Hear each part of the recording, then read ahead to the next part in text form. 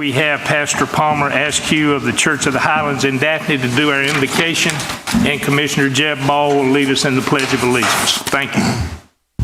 Pastor. Sorry, I got a little confused there, but thank y'all so much just for today and the invite of being here. Like you said, my name is Palmer Askew, and I'm with Church of the Highlands, and just really want to thank you all for the way that y'all continue to lead. And over the past week, as I knew that I was coming up here, the biggest thing I've just been asking God, like, hey, what can I say to them? And I think the biggest thing I think we can all say in this room is just thank you, because you led so incredibly well through 2021, through disaster. And I truly believe more than ever that when the Lord, His Word says that He appoints the leaders, and that we are called to pray for our leaders so that we can live peaceful lives. I believe that as we prayed for you guys, He worked through each and every one of you through 2020, and now that we're stepping into 2021, and we're just believing in great things for this year. So thank you guys so much. It's an honor to pray for you, and just believe that the Lord is going to bless this meeting. So let's pray. God, we love you, and we just thank you so much for this incredible day. And Lord, just knowing that you have allowed us to meet, God, we thank you for these leaders, our commissioners, God, knowing that you have appointed them. Lord, we know that you have a calling on their lives. And God, we pray for discernment over their lives. God, we pray for wisdom today over every decision, over every agenda item. Lord, that you would give them a unique understanding, that you would give them a fresh perspective of what is coming so that they can continue to lead this county well. Lord, we pray blessings over them. We pray protection over them. God, we pray that you continue to use them to lead this county, to lead us, so that we can continue to give you glory in everything that we do. God, we love you, we praise you, and it's in your name we pray, Jesus. Amen. Amen. Amen. Please join me in the Pledge of Allegiance. I pledge allegiance to the flag of the United States of America and to the republic for which it stands, one nation, under God, indivisible, with liberty and justice for all. Thank you.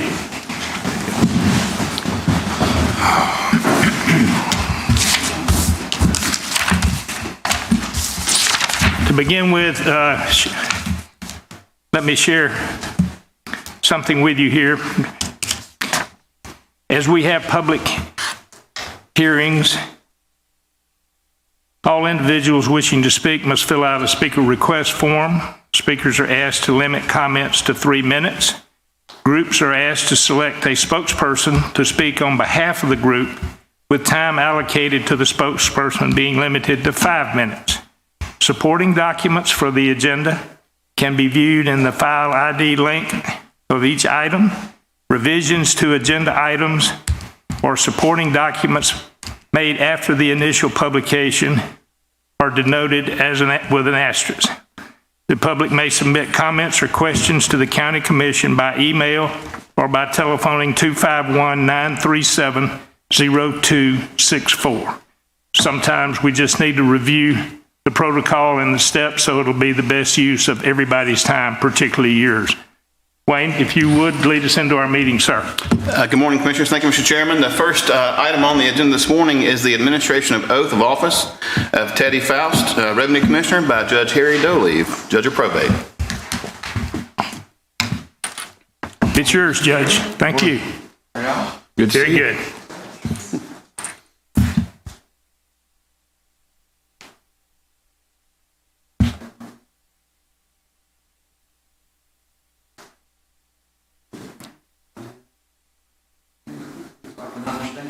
That's right. I hear better when I can see your mouth move.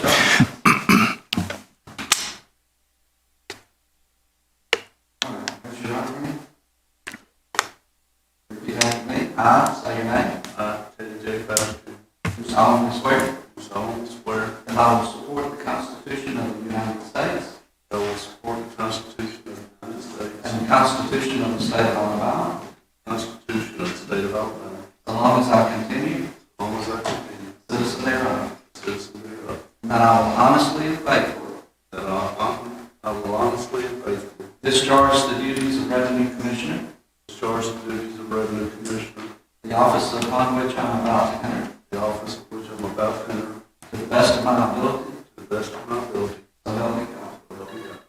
And your property taxes will forever be exempt.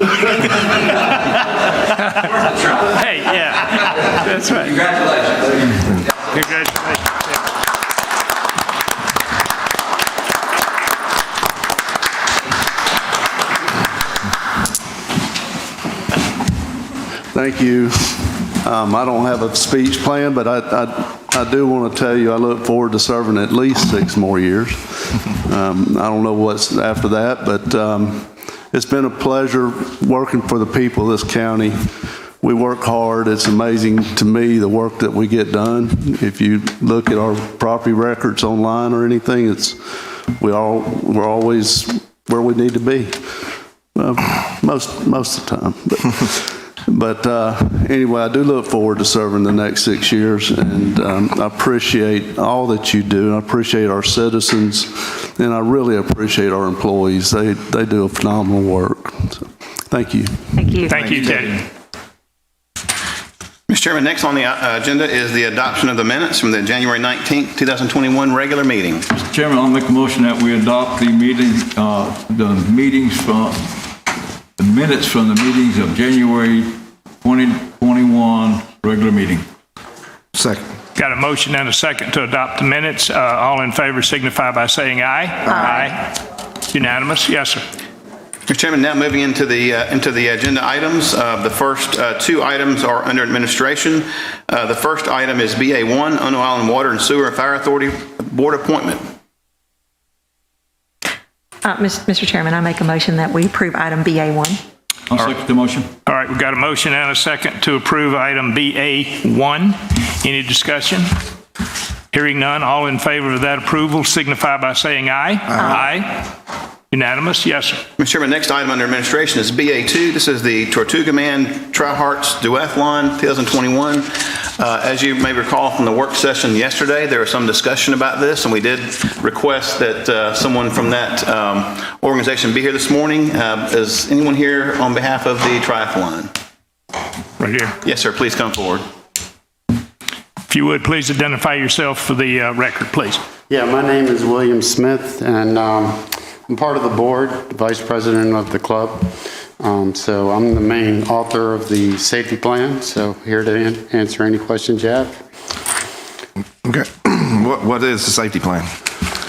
Safety plan is to help ensure the safety of everyone involved in the event, from athletes, participants, volunteers, and also spectators. The thing is we're kind of in limbo about how we're handling these situations, because we just we canceled a Mardi Gras parade in Fort Morgan, and this is up for us to make a decision on whether we have a race or not. And it's just letting you know, it's very touching situation for us. If we allow something like this to happen and all of a sudden everybody gets sick, it's going to come back on us. And so that's why we're hesitant. Sure. And we've got a lot of questions. And one of the things that were brought up yesterday is we know during the race people are running and maybe have a distance between them, but usually before a race there's a congregation, and after the race there's a congregation. So what is the plan in place for those 2 parts of the race?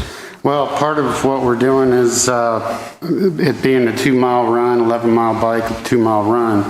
We're going to do the run in 3 waves and ask everyone to social distance and wear their masks until they cross the start line, so we can spread people out. Once they get going, the different talents are going to put faster people ahead, and automatically we're already social distancing.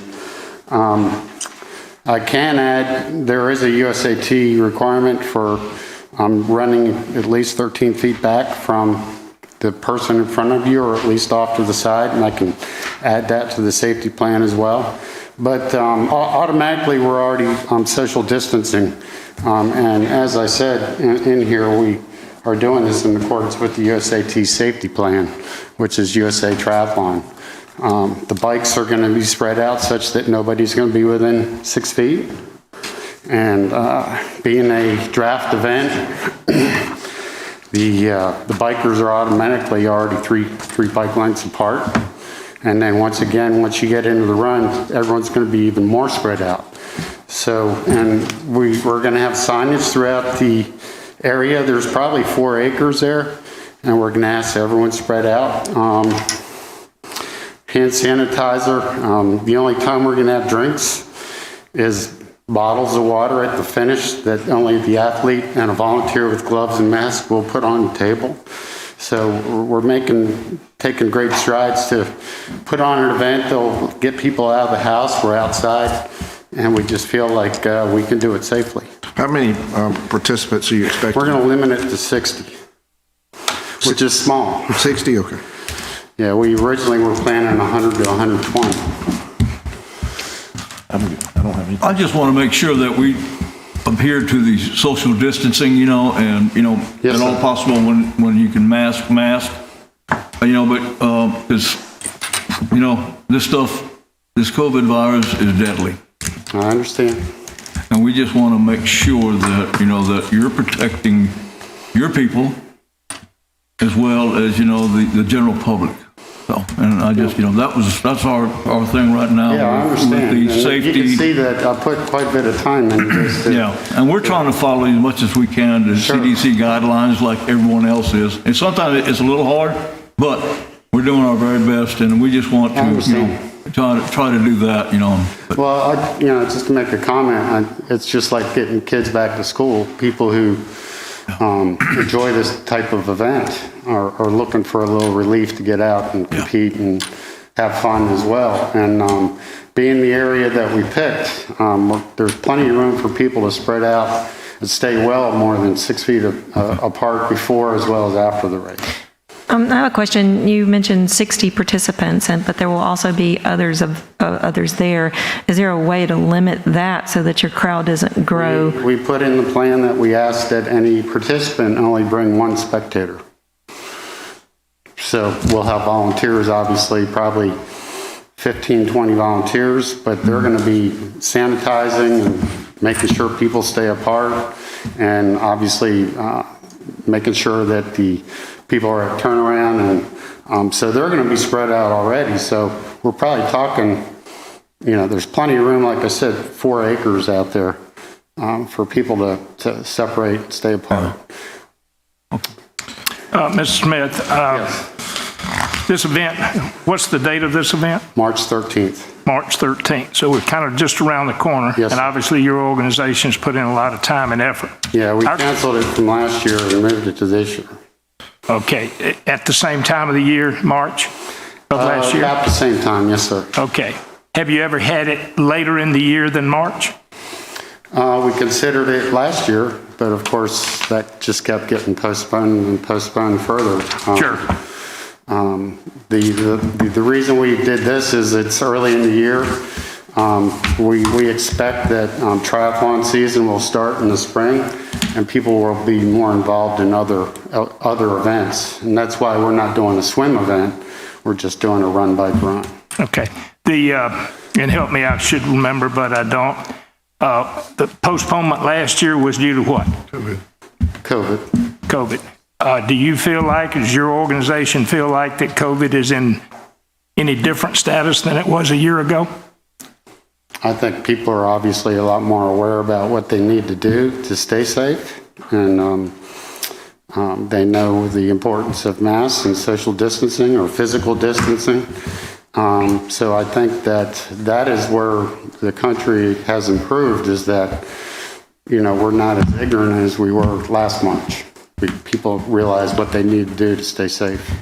As one of 4, I have a family member that's running the last 3 Boston marathons and is sir. qualified to run this year, except it was canceled.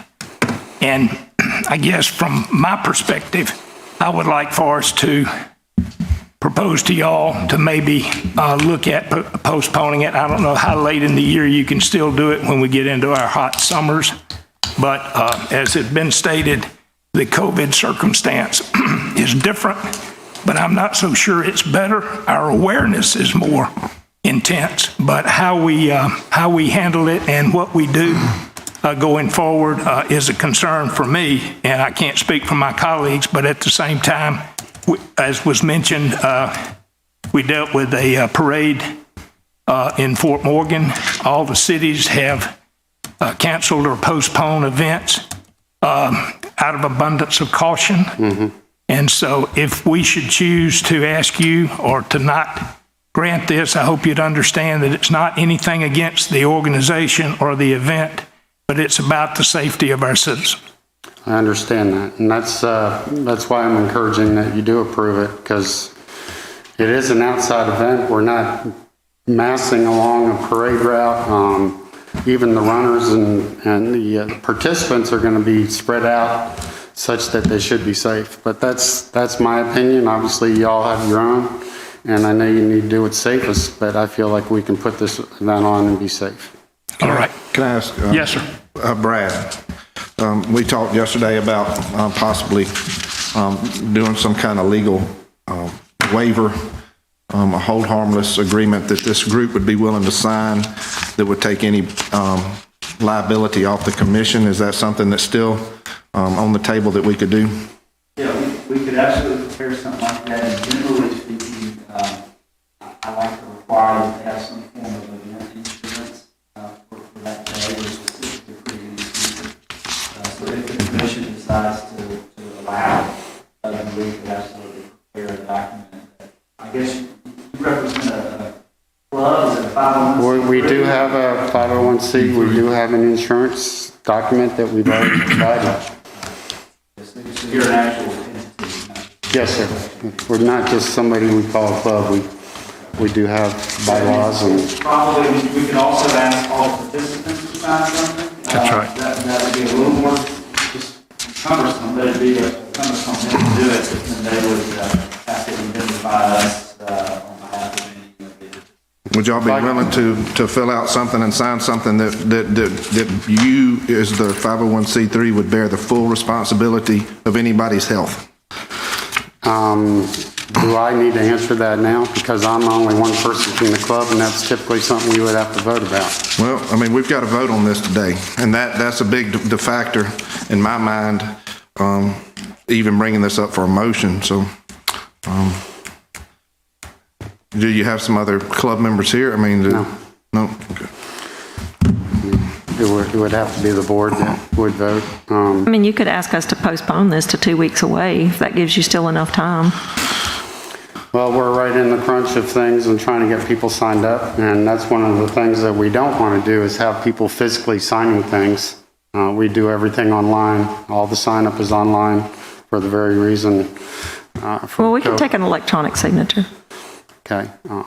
So I guess if we could postpone and we could put this to a vote, and I don't, how do I get back to you, or I need to come back in 2 weeks? I think it's certainly okay for you to ask for us to postpone this and it to be put on the agenda in 2 weeks. Okay. Yes, and if you would, reach out to our county administrator, because I think it's significant. If you're still at the point of getting the 60 participants to sign up, I think it's very germane that we ask them to recognize that they need to release the liability statement. Anybody that's wanting to run in it, if they're not willing to sign that, then we would hope that they would not be permitted to run. It's kind of like wearing masks. You know, there's some people that don't want to wear a mask, but Well, it's going to be a trickle-down effect, because not only is the actual racers going to sign this, your spectators that the racers invite, they're going to sign it, and the volunteers are going to sign it. And we already do have a waiver in the race in which we relieved ourselves of responsibility because we really feel like. Yeah, that's good. I mean, that's what we want. Well, That's then right. we could possibly add that statement, whatever statement you want, to our online registration, and people can sign. Well, we're going to have a form. We got a form. Okay.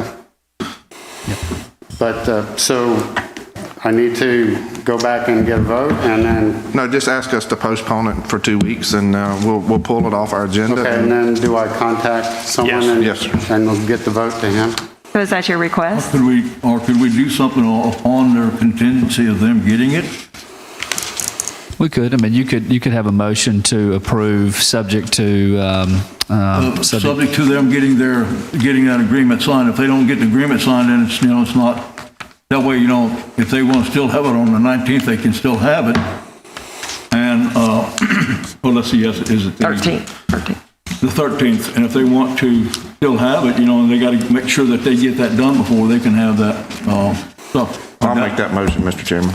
Can I ask for clarification? Do you need us as a club to sign the waiver, or each individual? This is going to be, Another club. it's going to be your 501c3 taking responsibility for the group. and taking the county commission off. See, we're approving this for y'all to do, and if stuff happens, it's going to fall back on us. On the signature. I mean, the fact that you're wanting to use county facility, our park and our roadways, you know, Very well. you know, and if you had a private road and a private place, you didn't need us, but the fact that we're having to open that up to you, because any citizen could come and ask us to do this, and it's just, right now, it's just, I think it's the unknown that we're in right now. We're hoping that this will all magically go away, but it has not. Okay.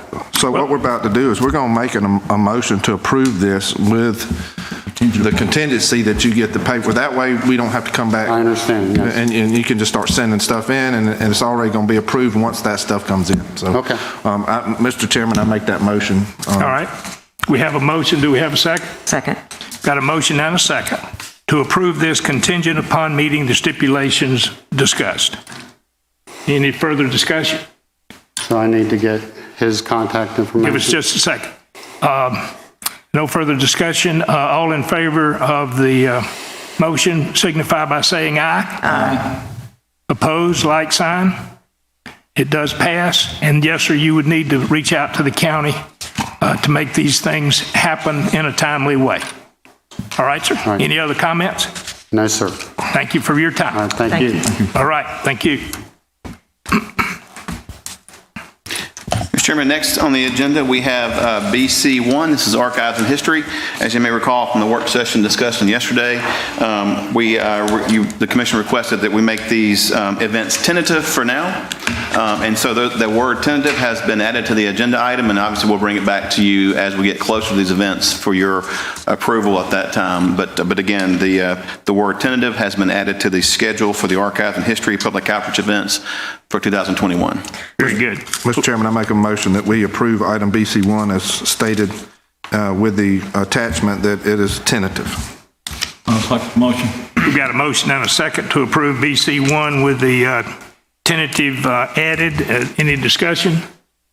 Hearing none, all in favor signify by saying aye. Aye.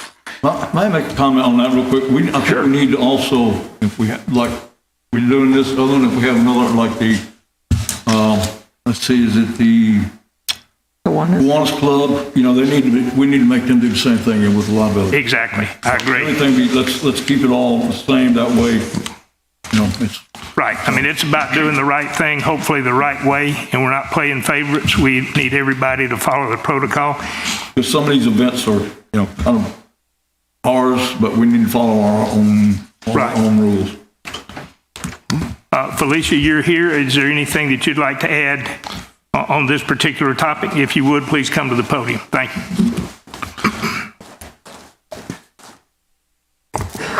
In regards to the Kiwanis Club, they will only be serving as a volunteer-based, Commissioner Gruber. It will be a totally commission-sponsored event. They will just be serving as a volunteer base. Oh, okay, so they're not putting They're it not on. actually The sponsored. commission, The commission. the archives Yes, it's department of totally the archives commission. and history. Okay, Good. Yes, sir. They will Good. just I think that's helpful for anybody that's here or might see this Yes, sir. okay. to understand that. And like we said, we've approved it tentatively, all based That's on correct. what's happening at the time, so thank you. You're welcome. All right. Thank you, Felicia. Mr. Chairman, Yes, next sir. we have budget and purchasing. We have 14 items, BE1 through BE14. Staff request approval of those items. So moved. Got Second the motion. got a motion and a second to approve the BE items 1 through 14. Any discussion? Hearing none, all in favor signify by saying aye. Aye. Passed unanimous. Yes, sir. Mr. Chairman, next we have Communications Information Systems, CIS. We have BH1 through BH4. Staff again recommends approval of those items. So moved. Have a motion. Do I have a second? Second. Got a motion and a second to approve BH items 1 through 4. Any discussion? Hearing none, all in favor signify by saying aye. Aye. Approved unanimously. Yes, sir. What's Mr. next? Chairman, next we have EMA, Emergency Management, and on the agenda this morning, we have Baldwin Together mid-year report and allocation of funds to Community Action Agency of South Alabama. And this morning, we have Dana Jepson here this morning with Baldwin Together. Morning, Dana. Morning. Good morning. Thank you for having me. I am here to share our mid-year report to let you know what we've been doing since you all approved the salaries of our case managers and what we're looking forward to do in the future. And I just want to say thank you for the partnership that has been here with the commission, our EMA, and then all of our nonprofit partners that have been a part of this. For those of you who don't know what Baldwin Together is, it's a COVID-19 long-term recovery that was established as a collaborative effort to help meet the financial needs of our Baldwin County citizens who have been impacted by COVID-19. It's been really heartwarming to see the response. Our commission approved the salary of 2 case managers. We sought out and found 2 really talented individuals who have a heart for social services in our community. We hired them. They started September 1st. They have an office at Protestant Pantry in Spanish Fort where they are able to see clients in person and at a distance, and then also are doing a lot of the intake and process online if the clients are able to do that. So it's been a great process there. Our case management committee met. We developed our eligibility and requirements. We trained these case managers using disaster case management through our United Methodist Committee on Relief. We sought additional funding with the vote of confidence that we got from you all. It developed into a really great response from the community. The MAP Family Foundation very generously granted $50,000 for us to use for client allocations. Then we also sought and received a $15,000 grant from the state of Alabama for their CARES Act funding for nonprofits. Those monies have been used to pay rent, utilities, mortgages for individuals who have either lost jobs, lost hours, had to quarantine due to a positive COVID test or a family member with COVID. Our allocations committee meets weekly, if not twice a week, to approve cases so that we've got multiple eyes on it, making sure that we are crossing all of our T's and dotting all of our I's to make sure that we're making the best use of the resources that have been entrusted to us. So through all of that, sorry, I got ahead of you on that slide. These are our committees. And then if you'll hit it again, thank you, Sherry Lee. These are our outcomes. Starting September 1st, and these numbers go through December 31st, we allocated $47,000 in assistance to 97 Baldwin County households. And you can see on the slide the distribution throughout the county. That South Baldwin piece is the largest, followed by Central Baldwin and then the Eastern Shore.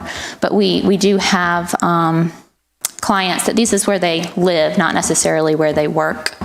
And then again, the job loss has been the largest impact type, followed by loss of hours, a positive COVID test, and then having to quarantine. But we're excited about those numbers, and the number has gone up even since then because we've got the month of January in there, and now we've started February. So we are continuing to provide that great assistance to Baldwin County. You can go ahead. In the future, as we're going to continue seeking funding for these client allocations. If anyone in the community is, available to help support this, we're a 501c3 through Baldwin County VOAD. We're supported by trusted stakeholders in the community. This is a new program just because COVID is new, but the experience behind it is decades old, and we're excited to be able to work together. We are going to be launching, actually we launched yesterday, some great collaborations with the Community Action Agency of South Alabama.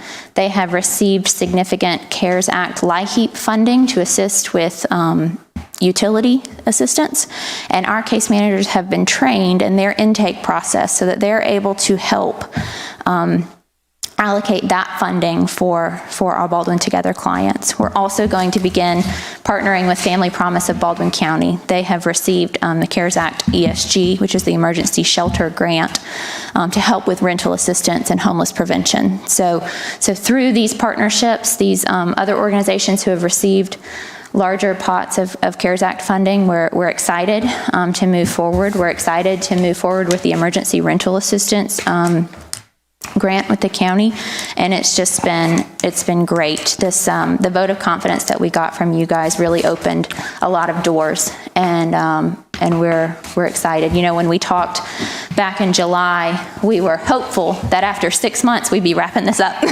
that we would only need the program for 6 months, and then our citizens would be back on their way. But you know, as we sit here now, things are just kind of getting worse instead of better. So as we look forward, you know, toward the end of our appropriation agreement with you guys, and then hopefully continuing that for another 6 months, and we'll take it 6 months at a time at that point. But we're grateful to you all. Are there any questions for me? Any question or comment?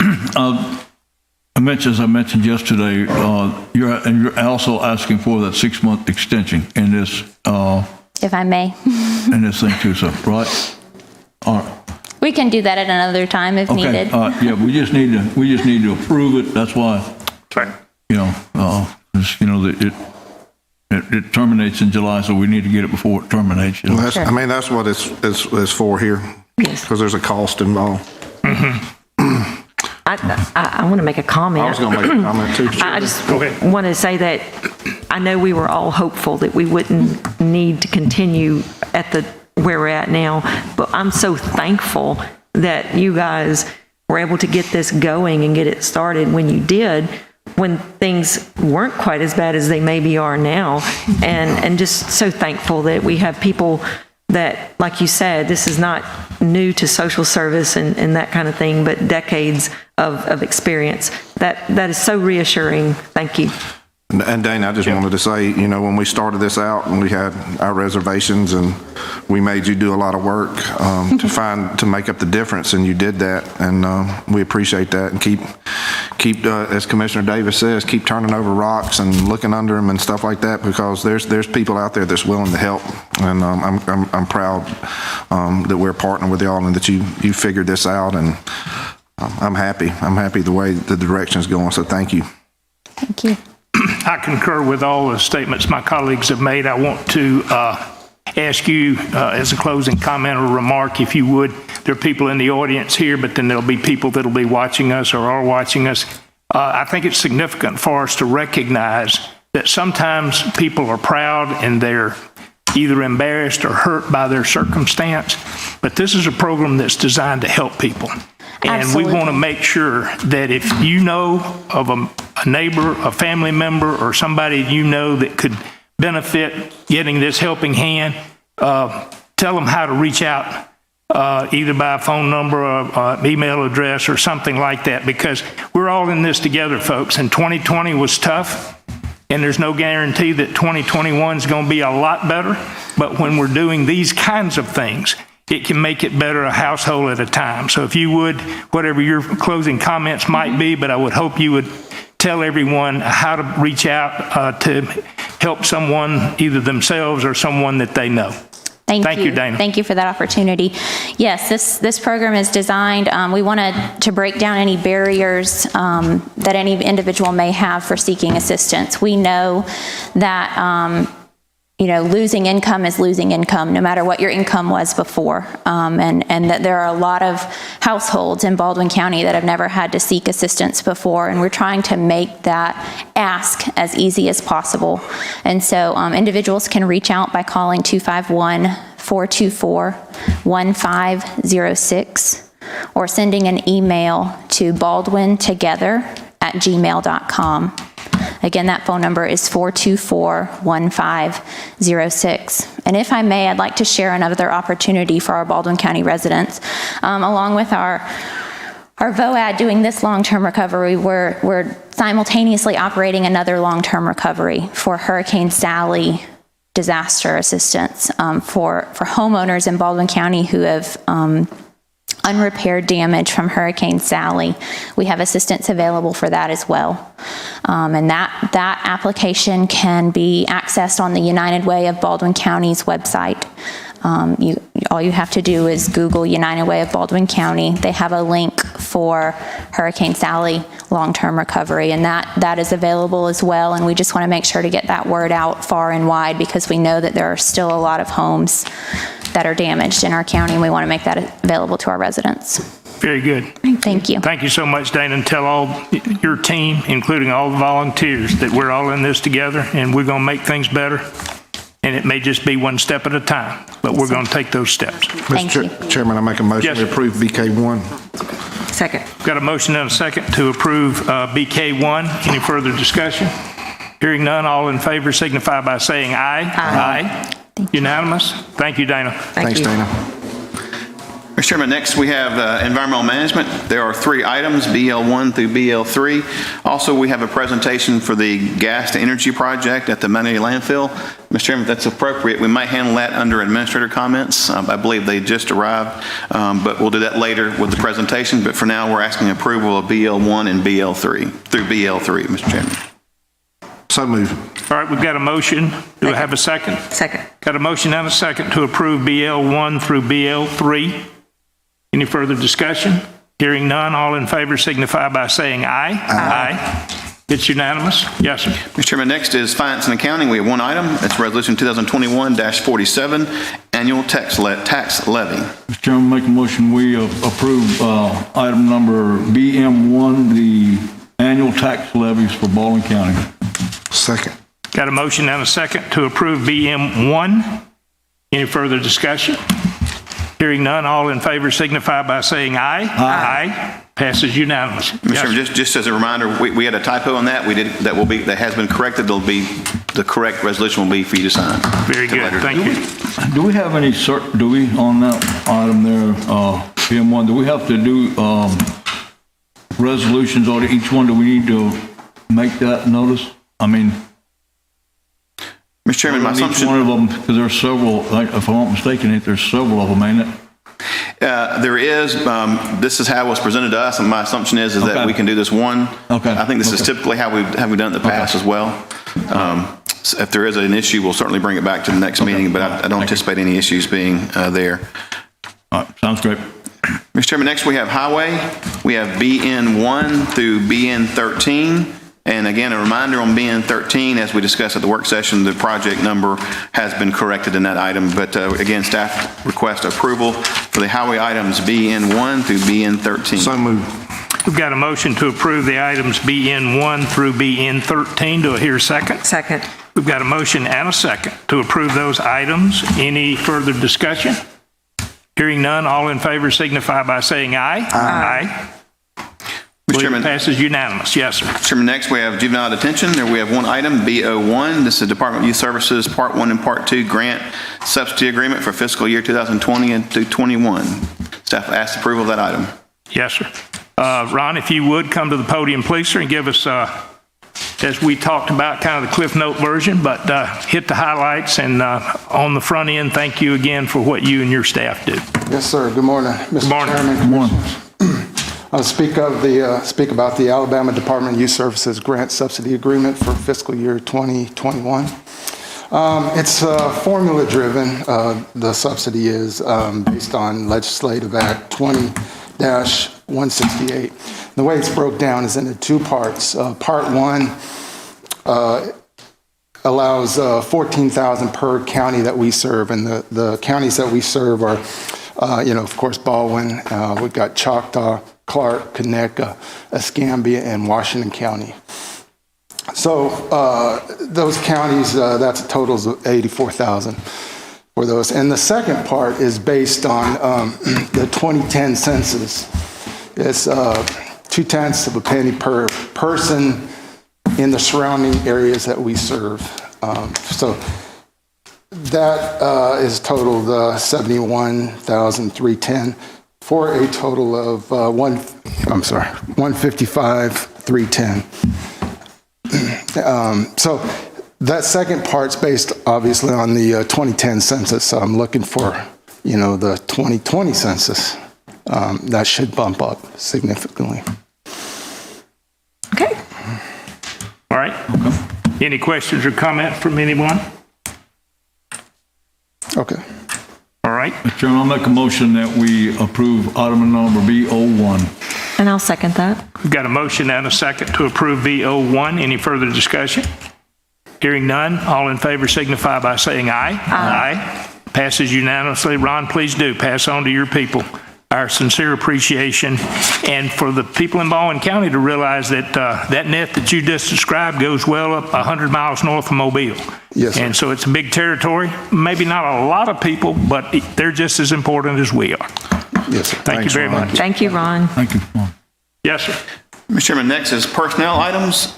We have 6 items, BQ1 through BQ6. Staff recommends approval of those items. So moved, Mr. Chairman. All right, we've got a motion. Do we have a second? I'll second the motion. Got a motion and a second to approve the 6 items, BQ1 through BQ6. Any further discussion? Hearing none, all in favor signify by saying aye. Aye. It is unanimous. Yes, sir. Mr. Chairman, next we have presentations, and the first presentation this morning is CA1 regarding Black History Month. Felicia? Yes, please, Felicia.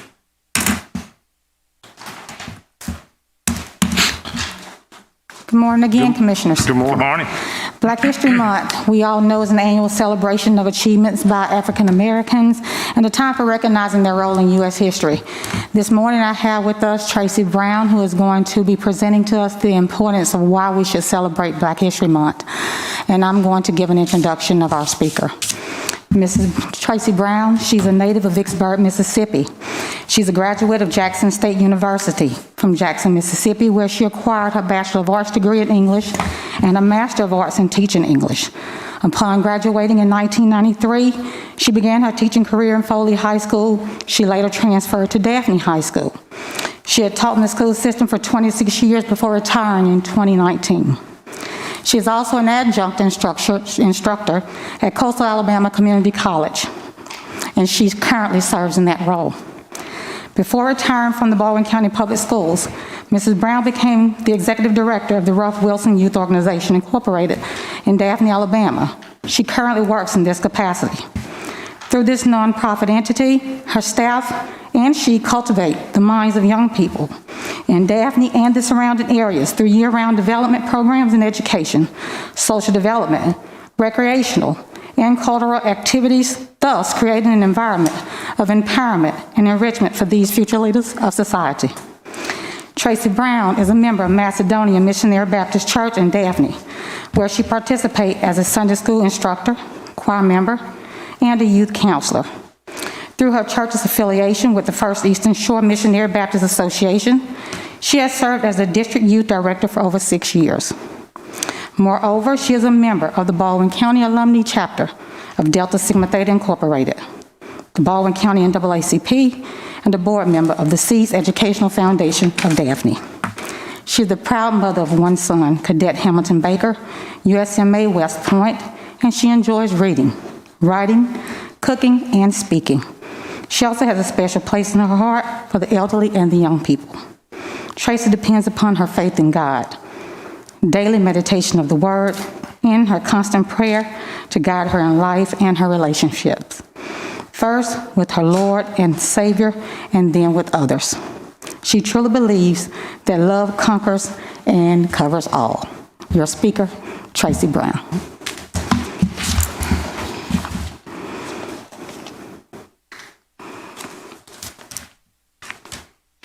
We almost started clapping just based on your introduction. Yeah, I was ready to go. I was ready to give you a standing up, okay?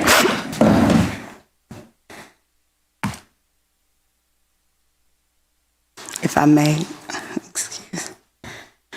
excuse me.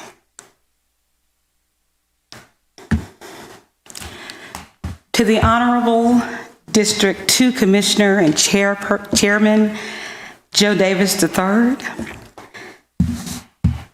District 1 Commissioner, Vice Chairman James E. Ball, District 3 Commissioner Billy Joe Underwood, District 4 Commissioner Charles E. Gruber, Commission administrative staff, and appointed boards, and all gathered today, be it physically or virtually. Good morning. Morning. Good morning. I am thankful to stand before you on this second day of February, by way of grace and mercy, to bestow upon you an excerpt of an incredible journey in the ledger of the importance, value, and treasure of celebrating Black History Month. Thank you, Archives Director, Mrs. Felicia Anderson, for extending the invitation to do so. I'm certain that many of you are aware of Dr. Carter G. Woodson's initiative, originally known as Negro History Week, thus nationally deemed in February by former President Gerald Ford in 1976 as Black History Month. Although February is the shortest of months, her voice rings of life and liberty for a people whose journey was a path of trials and triumphs, from the onset of their first steps upon a floating state of despair, through tumultuous winds and storms of survival of the Atlantic, onto a land unknown to their native being and tongue, and into an institution of destitution, but they trod the path of hope. They herald the song of humanity that proclaims unto this day, and still I rise. However, in 2021, the question for some is the essence of the subject in these chambers. Why is it important that we celebrate Black History Month?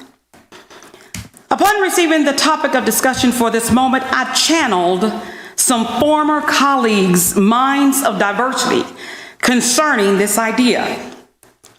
One that particularly intrigued my intellect commented in this manner, quote, "Black history, let alone Black History Month, is important because failure to understand another person's struggles and celebrate their successes only perpetuates division. You can't effectively love your neighbor if you don't understand your neighbor's plight." Another colleague asserted these words, quote, "Representation matters. Children form their hopes, dreams, plans, and goals from the world they see around them. They garner confidence and form a sense of identity from experience and exposure. Hence, to celebrate Black History Month is to live the plot of a people whose thread is intricately woven into the American quilt. While the pattern pieces may differ, the outcome is wondrous. For the basting, while it may be harsh, yet delicate to the heart of America, captures every essence of the American story. Our job is to hold these truths to be self-evident that all men are created equal. For me, Black History Month celebration is the ultimate reminder that someone somewhere dared to dream, dared to envision, dared to hope. I wear the lens of a varied perspective, often misrepresented but prescribed to assert a perspective of admiration. I close my eyes and I sink into the abyss of the voyages of the Middle Passage. I pause to notice the hundreds of thousands of cargoes locked in anguish, longing for sanctity and sanity and lamenting over a life never to behold again. Yet in the midst of this canvas, I see hands. I see hands that withheld the treasures of the impossible. These beautiful but battered vessels held an uncanny hope unimaginable at that moment, but birthing its way through a 400-year canal of change. These hands would turn the pages of time through descendants whose creativity, innovation, and boldness would rock the foundation of the halls of humanity.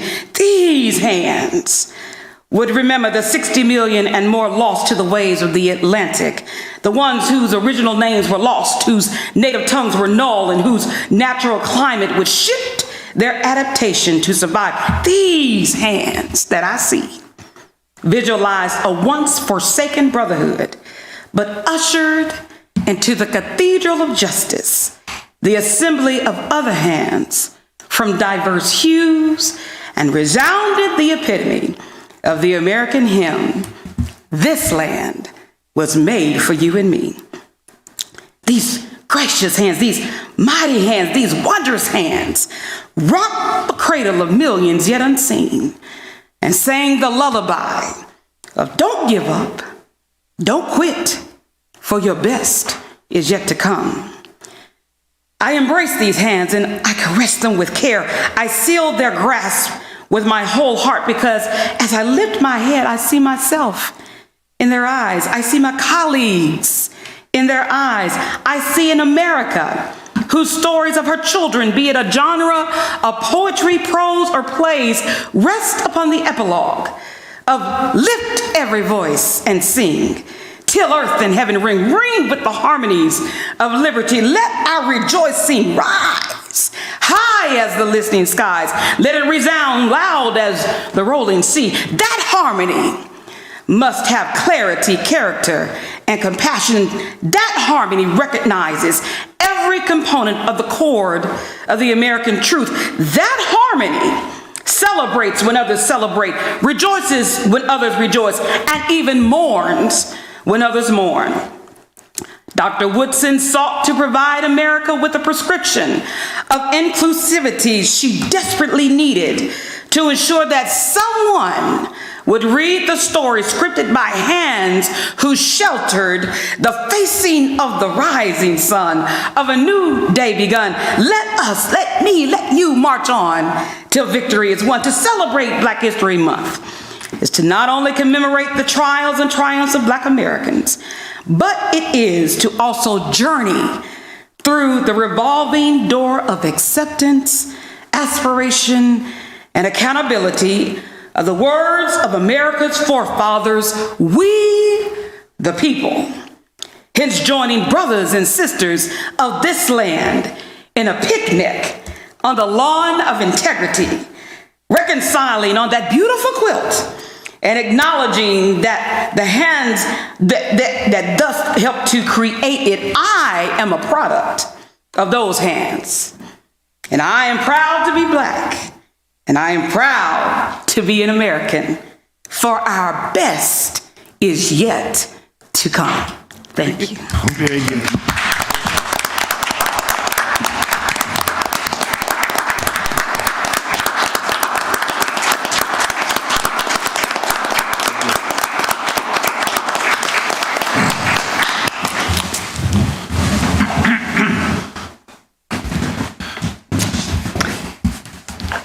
May I say something?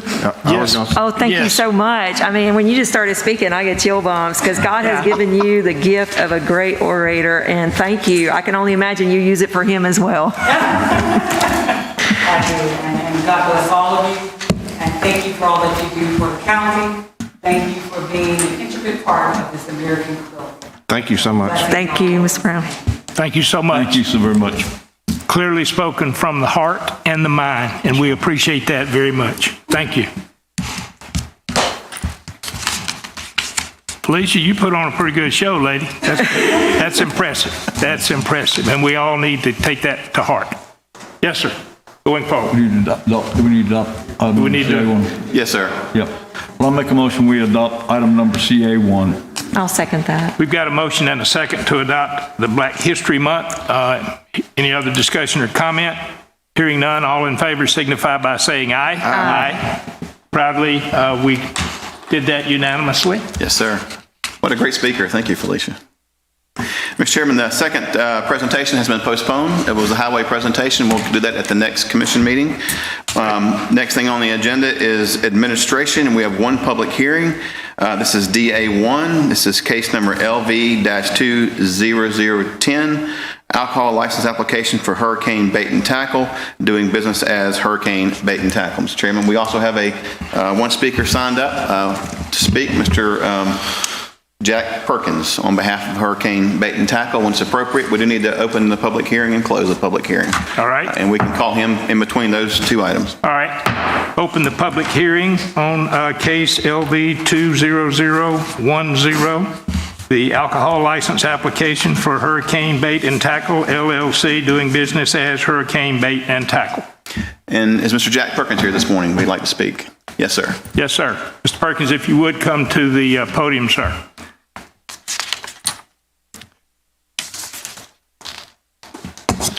Good morning, ladies and gentlemen. Appreciate your time. I'm Jack Perkins, the owner of Perkins Hurricane Landing and Hurricane Bait and Tackle. My business is family orientated. We have, most of y'all already know who I am and where I am and what I stand for. And I would graciously appreciate the approval to get back in business of what I used to do before I went off working for the county and retired from the school board. And I would appreciate all your help today, helping me do what I need to do right. Thank you, Mr. Perkins. If you have any questions, I'd love to answer them for you. Certainly. Any questions? No, sir. No, sir. Skip, any questions, sir? No questions. No? Very good. Guess we need to close the public hearing at this point? Yes, sir, that's correct. All right. Public hearing is closed. Mr. Chairman, I make a motion that we approve item DA1. All right, we have a motion. Do I hear a second? I'll second that motion. We've got a motion and a second to approve DA1 dealing with case LV 20010. Any further discussion or comment? Hearing none, all in favor signify by saying aye. Aye. Passes unanimously, Mr. Perkins. Thank you, Mr. Perkins. Do a good job. Thank you for your time, sir. Thank you, sir. Thank you for being with us. Yes, sir. Mr. Chairman, next we have Finance and Administration Report. First one's EA1, the payment of the bills. Yes, sir, Mr. Chairman. Make a motion that the staff request the interim payments approved by the chairman and paid January 22nd, 2021 be made as a part of these minutes. The interim payment paid bills totaling $3,933,065.55, with the exception of those vendors commissioners requested to be pulled, which are listed in the Baldwin County accounts payable payments, which at this time were none.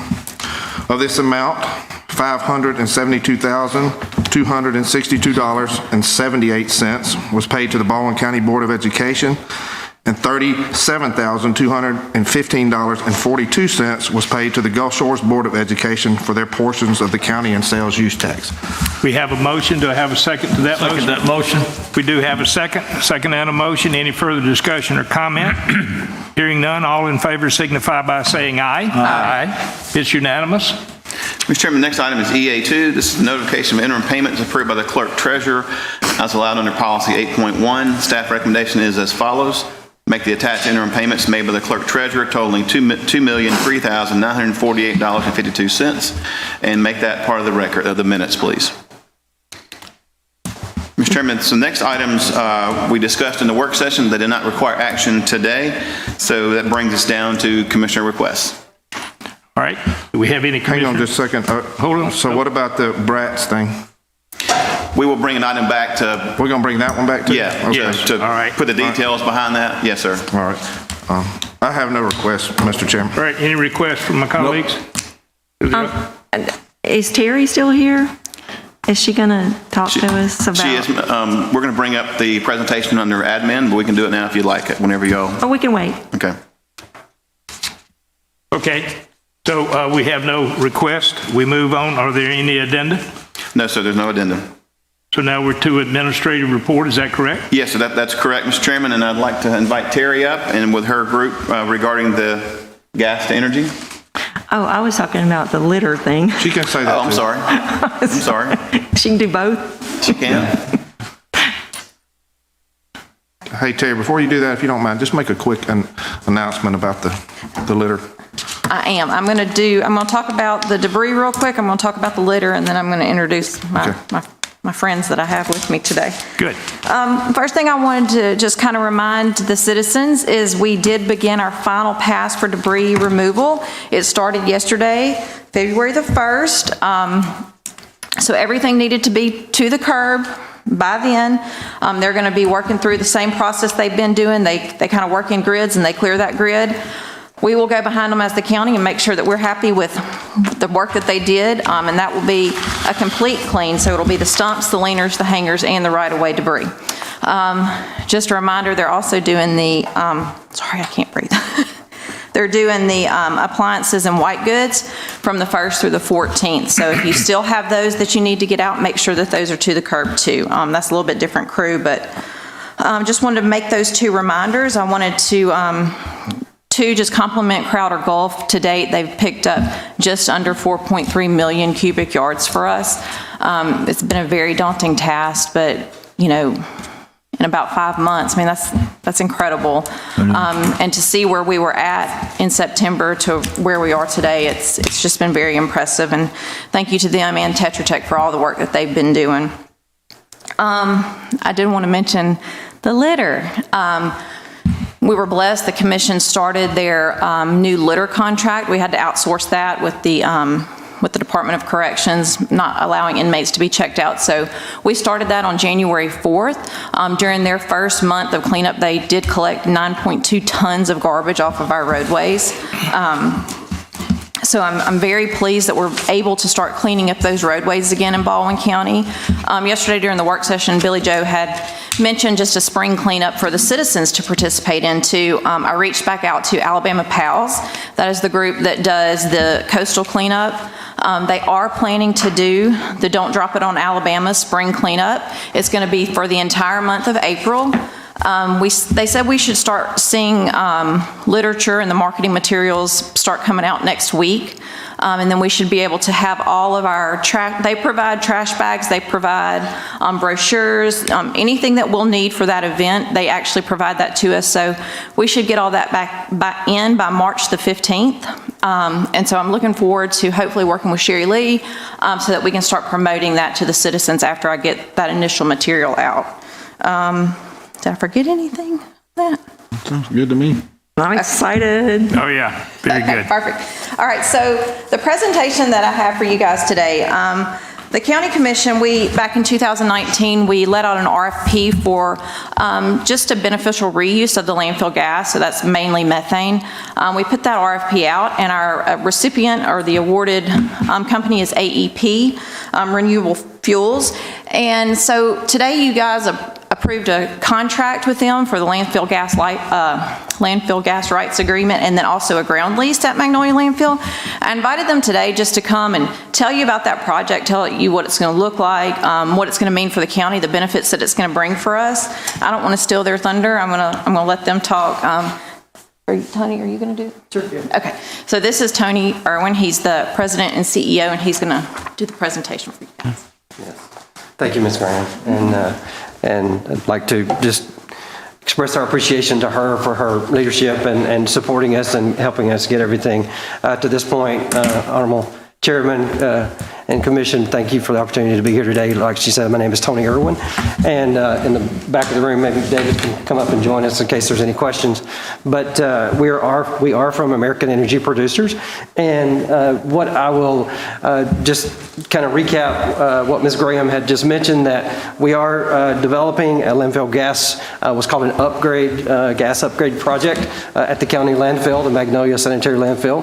And what we're doing is converting that landfill gas into a usable gas that's captured. And today you're flaring it, and so essentially what we're doing is the flaring will stop. Then the project will be taking. You can't really say, it's kind of small print for this size room, so I apologize for that. But essentially what happens is you have gas in the ground that it comes out when we run it through some cleaning equipment that essentially takes things out like carbon dioxide and nitrogen and other things out of that, and gets the methane out and captures the methane, and then we sell it. In this case, your gas will be sold to British Petroleum, or BP. Everybody's heard of BP, and so we're going to be selling it to BP for use for transportation fuel. So it's very much a green energy project, and the EPA really loves these kind of projects because essentially methane is very hazardous to our ozone layer, and this is good for green, taking care of greenhouse emissions and things like that. So essentially you're taking bad gases out of the atmosphere and turning it into something that's very useful, in this case transportation fuels. And so this is kind of a repeat, but essentially, as Ms. Graham said, that we were awarded a 15-year ground lease. Thank you very much for getting that approved, and we do appreciate that very much.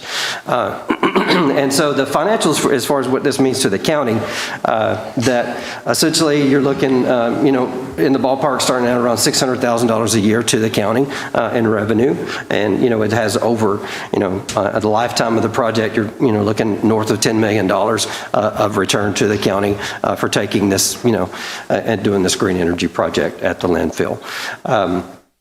With the way, essentially, we sell the gas, and as well, excuse me, my throat's a little choked up, but essentially what we do is there's also something that the EPA has created. It's called a RIN, R-I-N, and it's a renewable information number. And essentially, companies that that are in the field, like the big guys, the Exxon, the BP, and all those guys, they have to either produce green energy or they have to buy these credits. And so we're going to be selling these credits, these RIN credits, to BP in this case.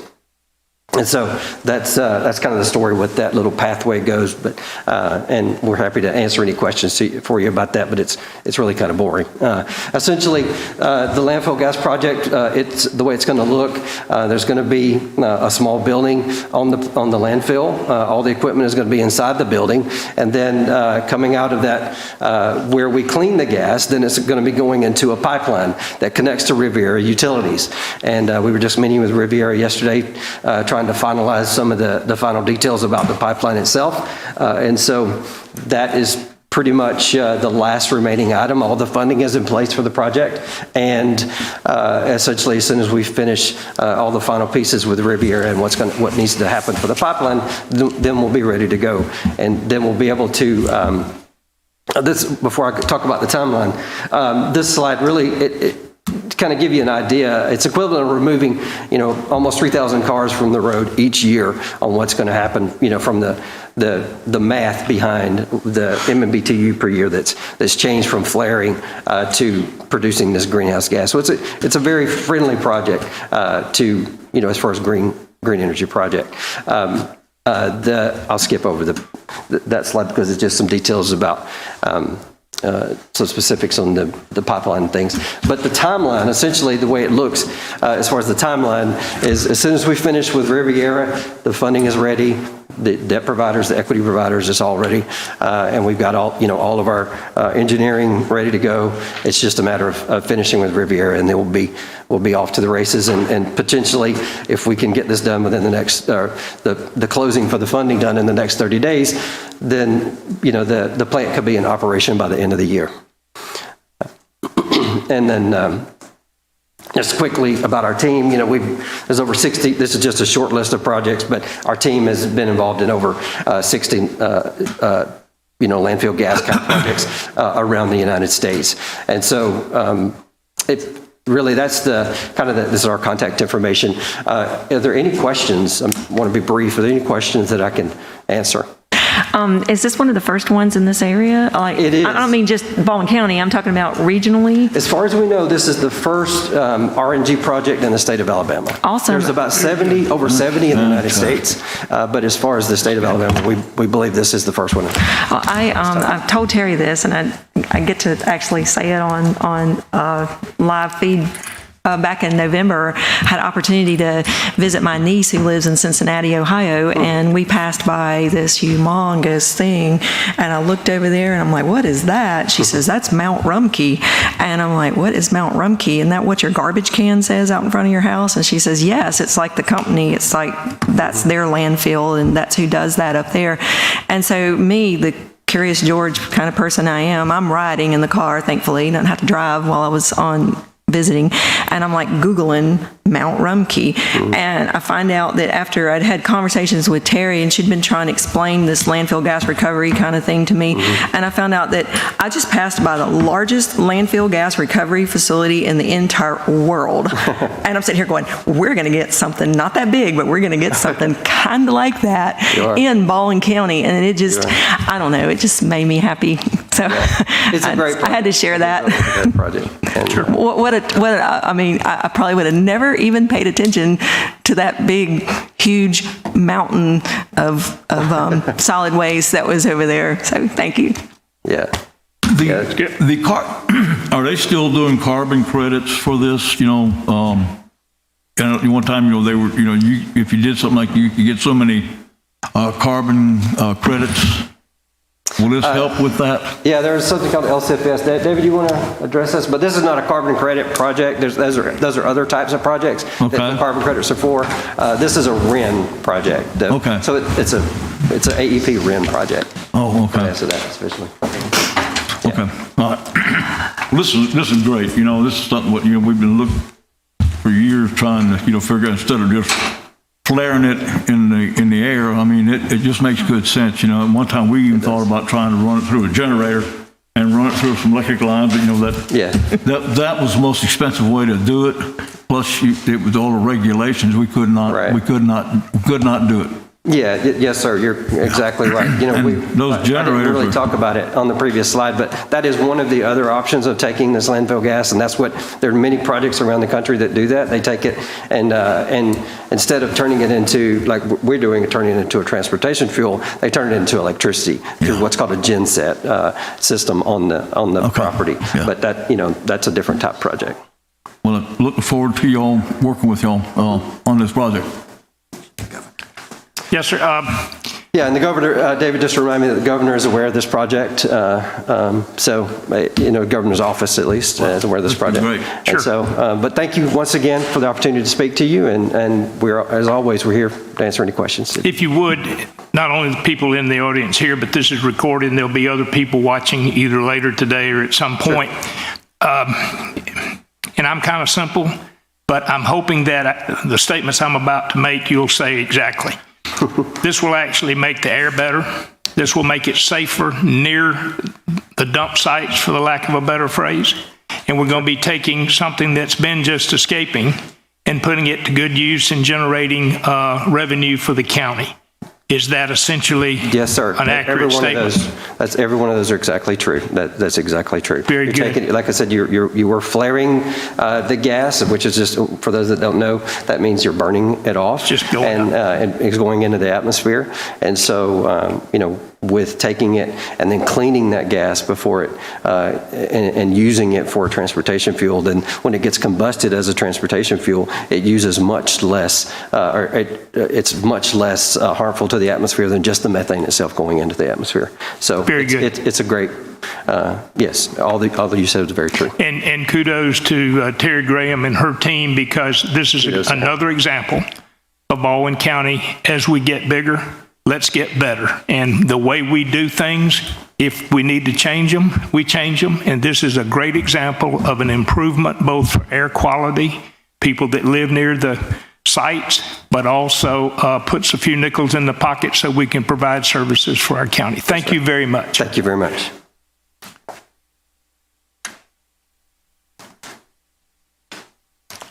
That's all I had, unless y'all have anything else for me. All right. Thank you, Terry. Thank you so much, Terry. Yes, sir. Mr. Chairman, next is the county attorney's report. All right, Brad? I have no report. My microphone's dead. No report. Okay. All right, we now go to public comments, is that correct? Yes, sir. Public comments are next. Mr. Chairman, we have two people who signed up to speak under public comments. The first one is Mr. Alec Barnett. Yes, sir. Mr. Alec. If you would kind of talk into the microphone, that'll help some of us that are challenged with our ears. All right. My name is Alec Barnett, President of Baldwin County NAACP. I'm here to just speak on what I observed that day in Point Clear on the redistricting. I leave the rest up to Mr. Williams. He knows more than I do on it. But my concern is when I'm standing and watching people come in, I'm only seeing one race come in to vote on that issue. And when I went in to speak to the lady in the front desk, at the desk there, very snobby. I guess, I don't know what the problem, but anyway, I waited for one of the gentlemen that had land there, came in, Mr. McCants. And he went in to see could he vote. And they told him he couldn't vote. My question is, he's a landowner. So whatever y'all decide to do there, it's going to affect him. So why can't his voice be heard? I have a very concern about that issue. When you have meetings, African Americans left out. No one knew anything about it. So I really have a problem. The NAACP do. When I called, I left my name and number to speak to Mr. Davis. I didn't get a response.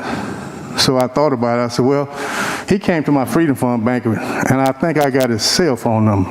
And I did. I called you, reached out and called you. And you told me that the county commission didn't have anything to do with it, only the city.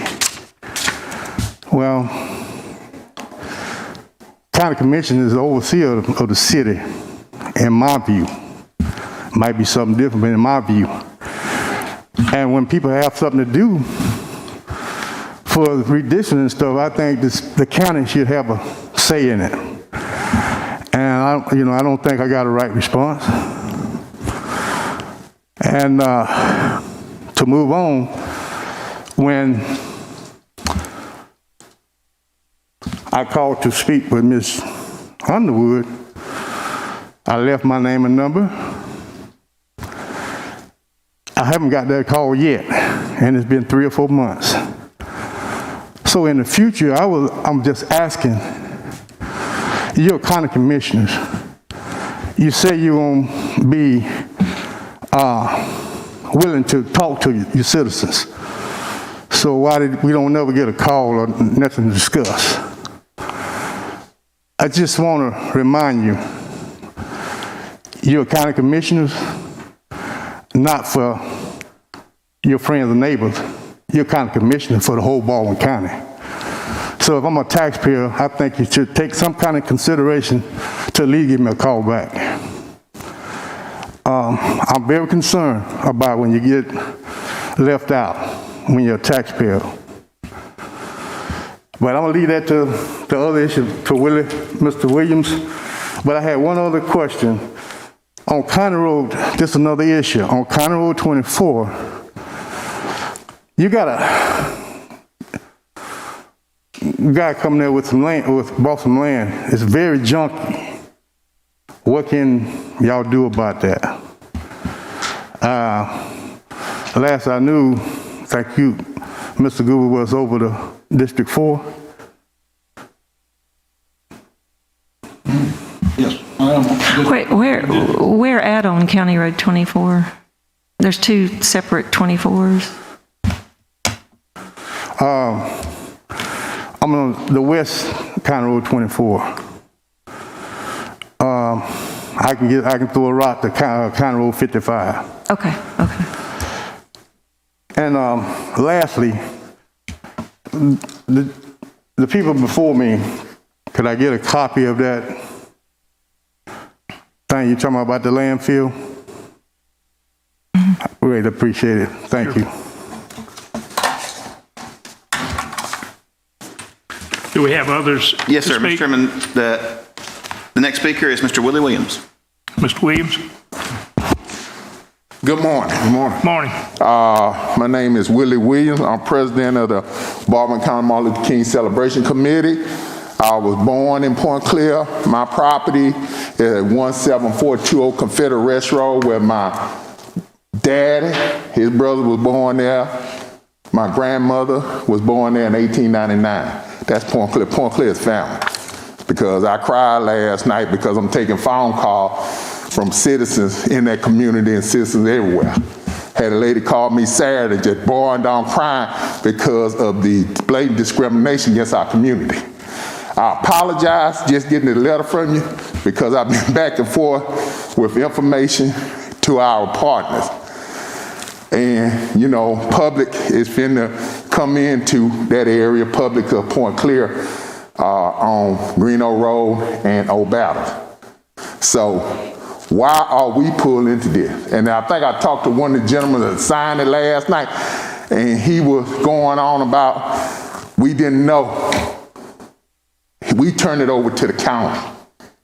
We were just concerned about RSA. He even accused me of being RSA. I'm not RSA, I'm from Point Clear. I was in Point Clear long before he even thought about Point Clear. Because like I said before, my family there was 1800. Found hope where the people from Point Clear stand up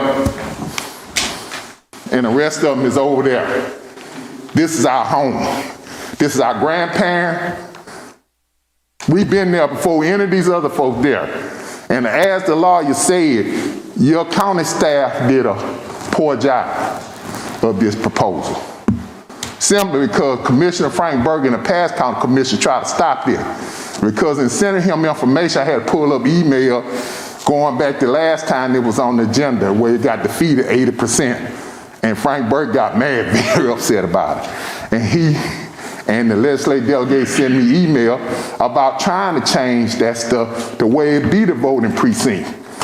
And that no more staff would go out of bounds and they'd not know about it. So that's why they said that the county commission will have to change that voting precinct and not just in the staff. And as the letter I sent to you this morning with the legal ease, it was wrong. It was wrong for us. It doesn't fit us.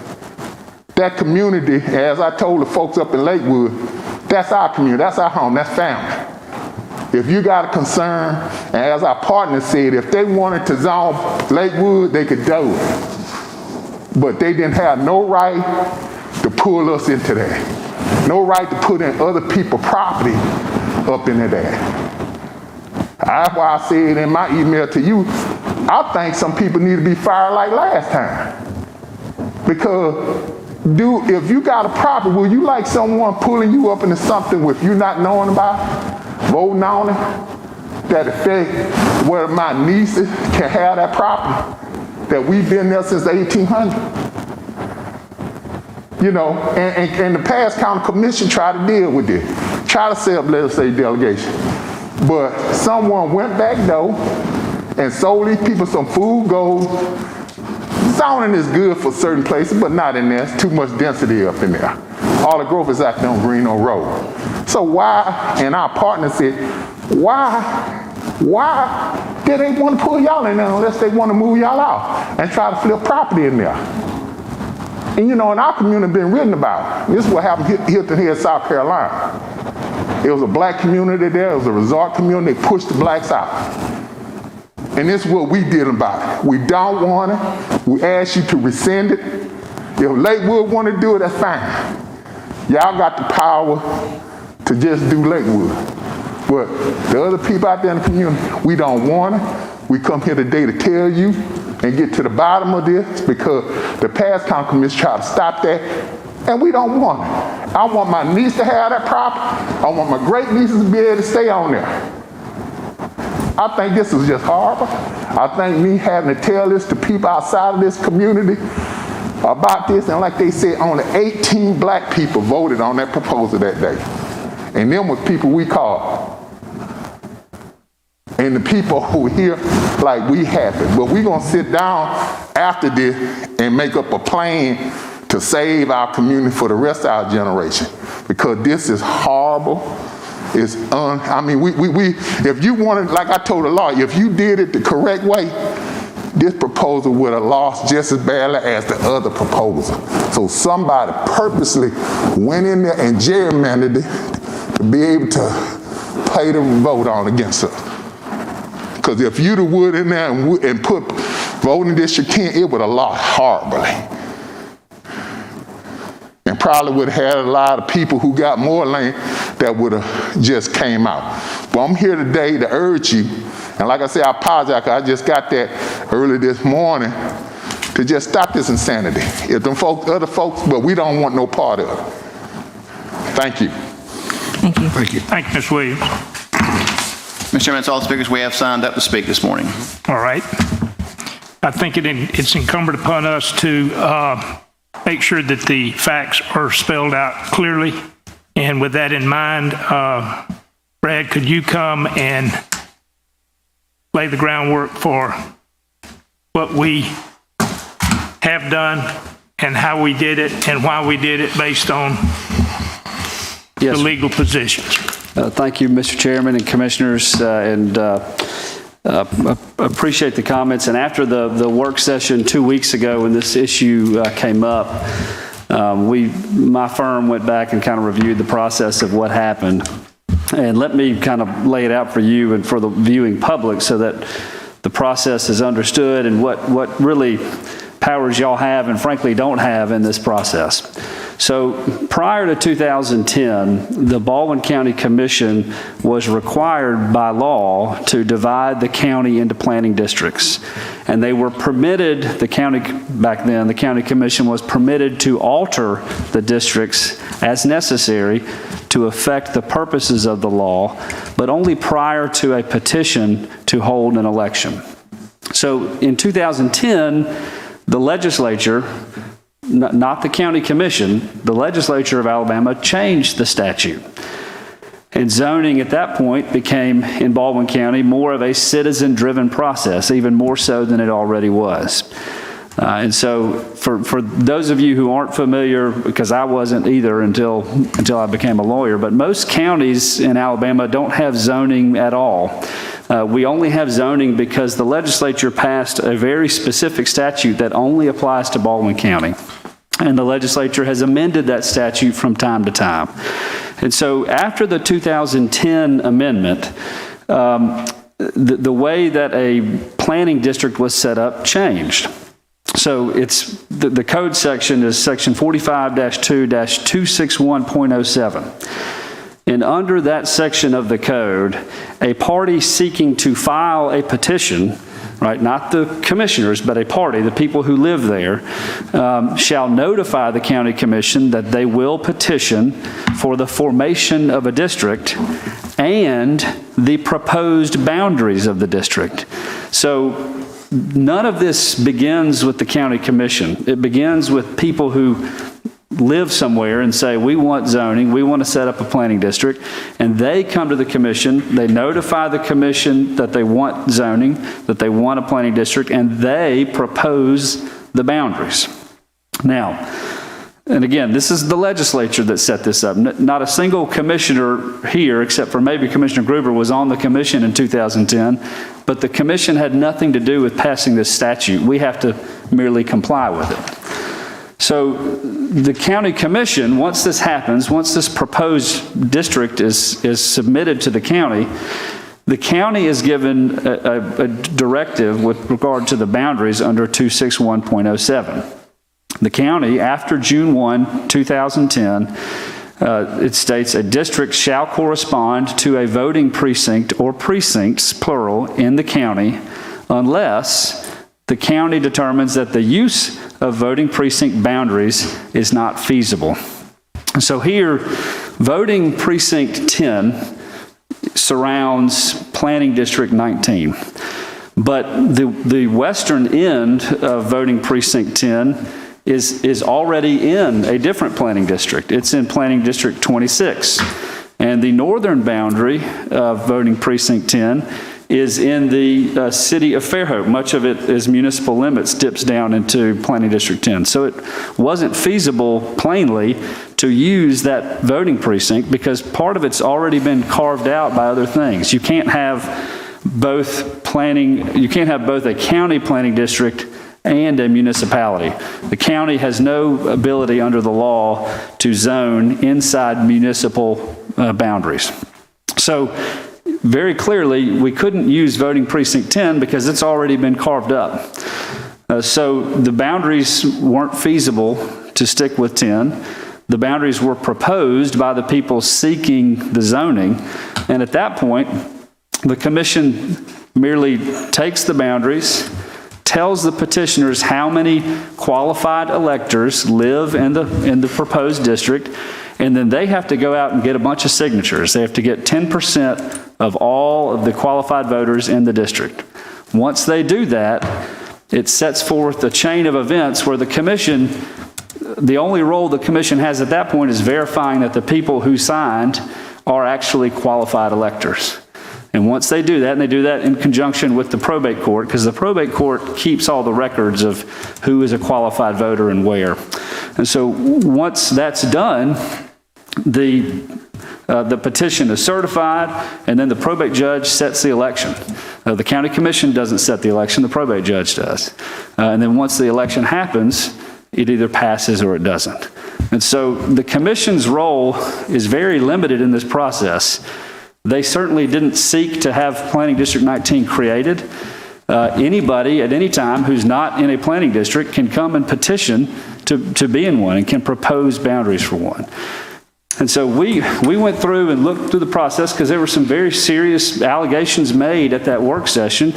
And I know that y'all didn't want to do anything that violated Alabama law or federal law. And we simply don't see any problem, anything illegal with the process. We think that it was done according to the statute that was prescribed and amended by the legislature over the years. Now, to address a couple of the comments that were just made, I need to lick my fingers. So one comment was a landowner can't vote. I think that was your comment. And that's true.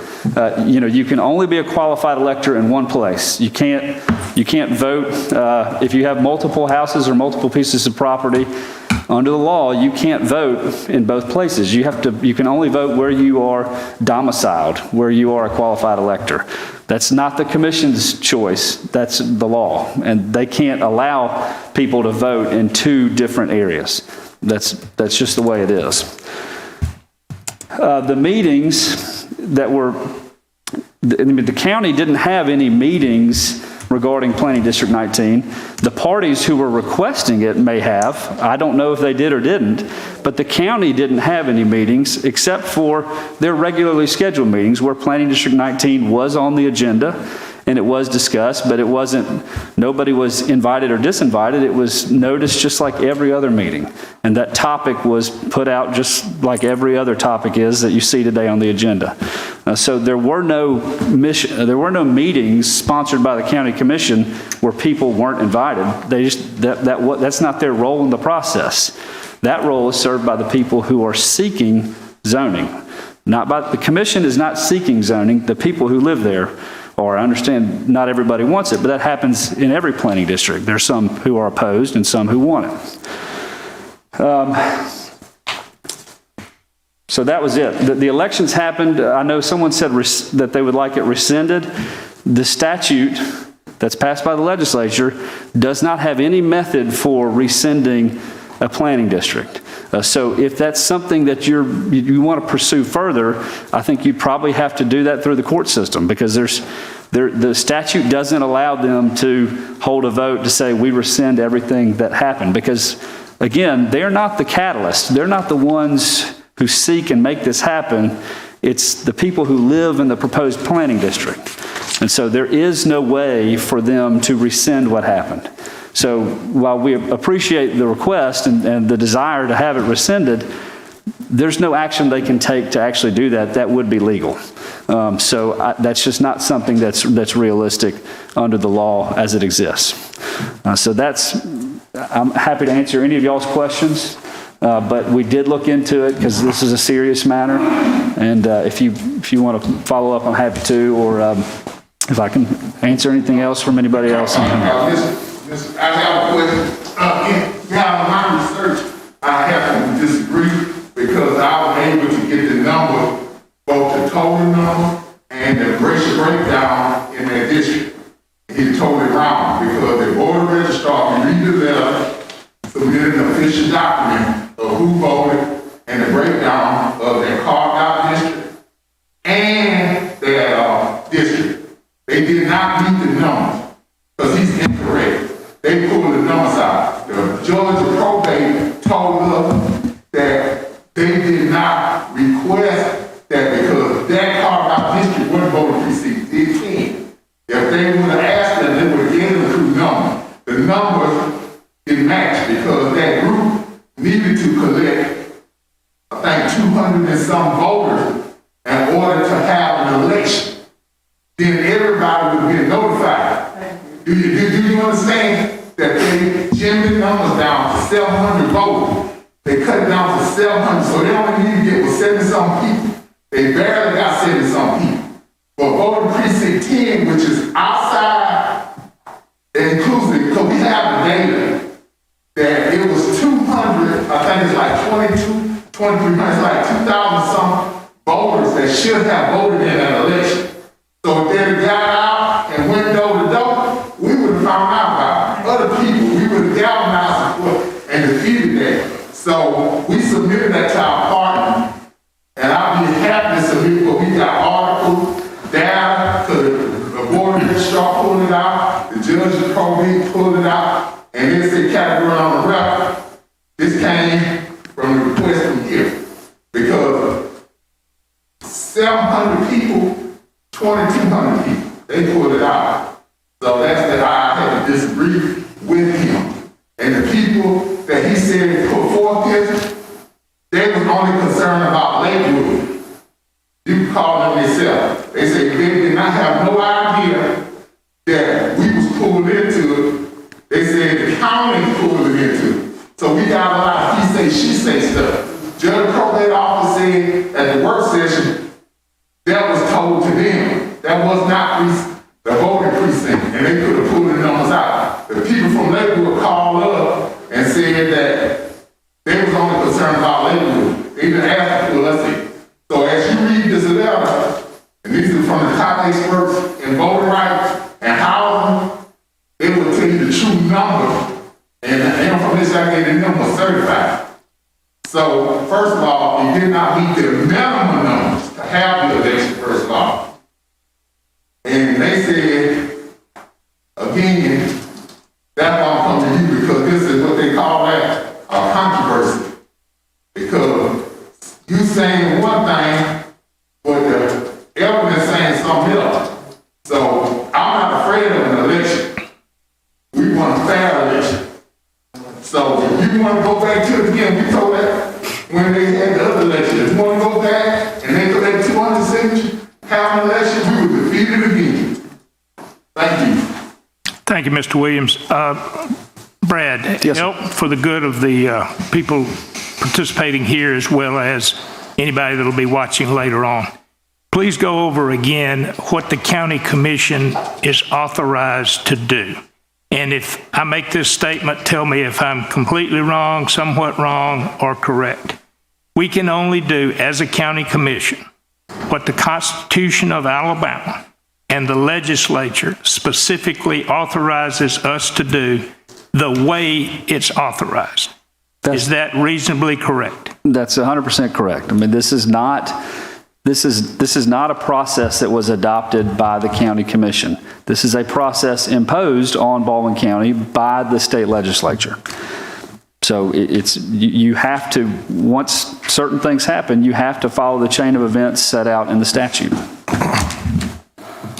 Is there, for the good of the people in attendance and those that will be watching, is there a recommendation for them to seek redress from this situation?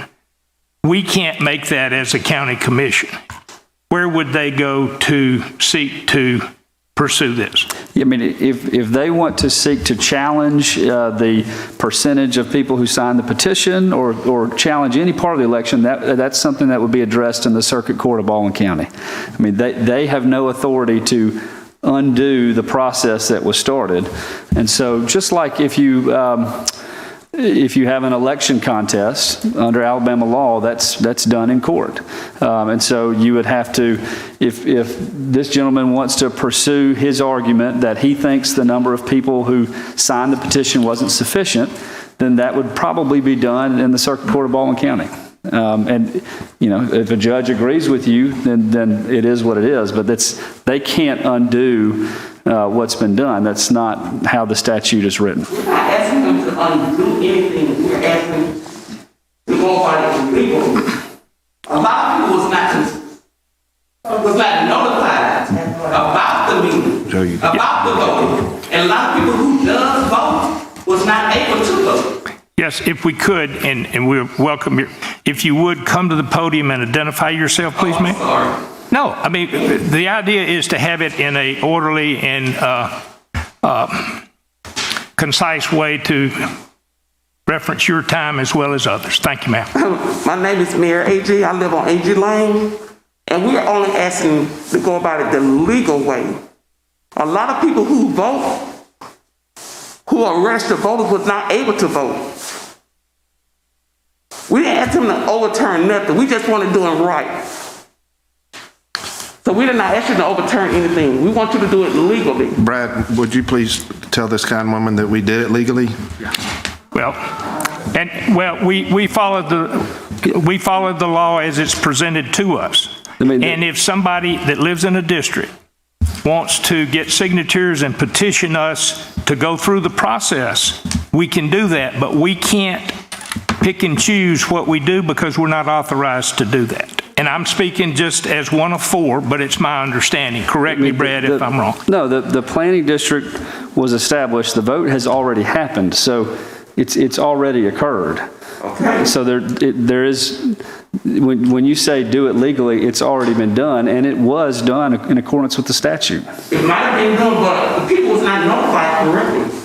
Well, a lot of people who was supposed to vote was not able to vote. So how's that legal? If you have evidence that people weren't notified correctly, then you could bring that evidence to the Circuit Court of Baldwin County. Right here. A lot of people that was legally voting was not able to vote. Well, I'm not aware of any evidence besides you telling me that, and if you want to submit that to a court, that's your right to do that. Yes.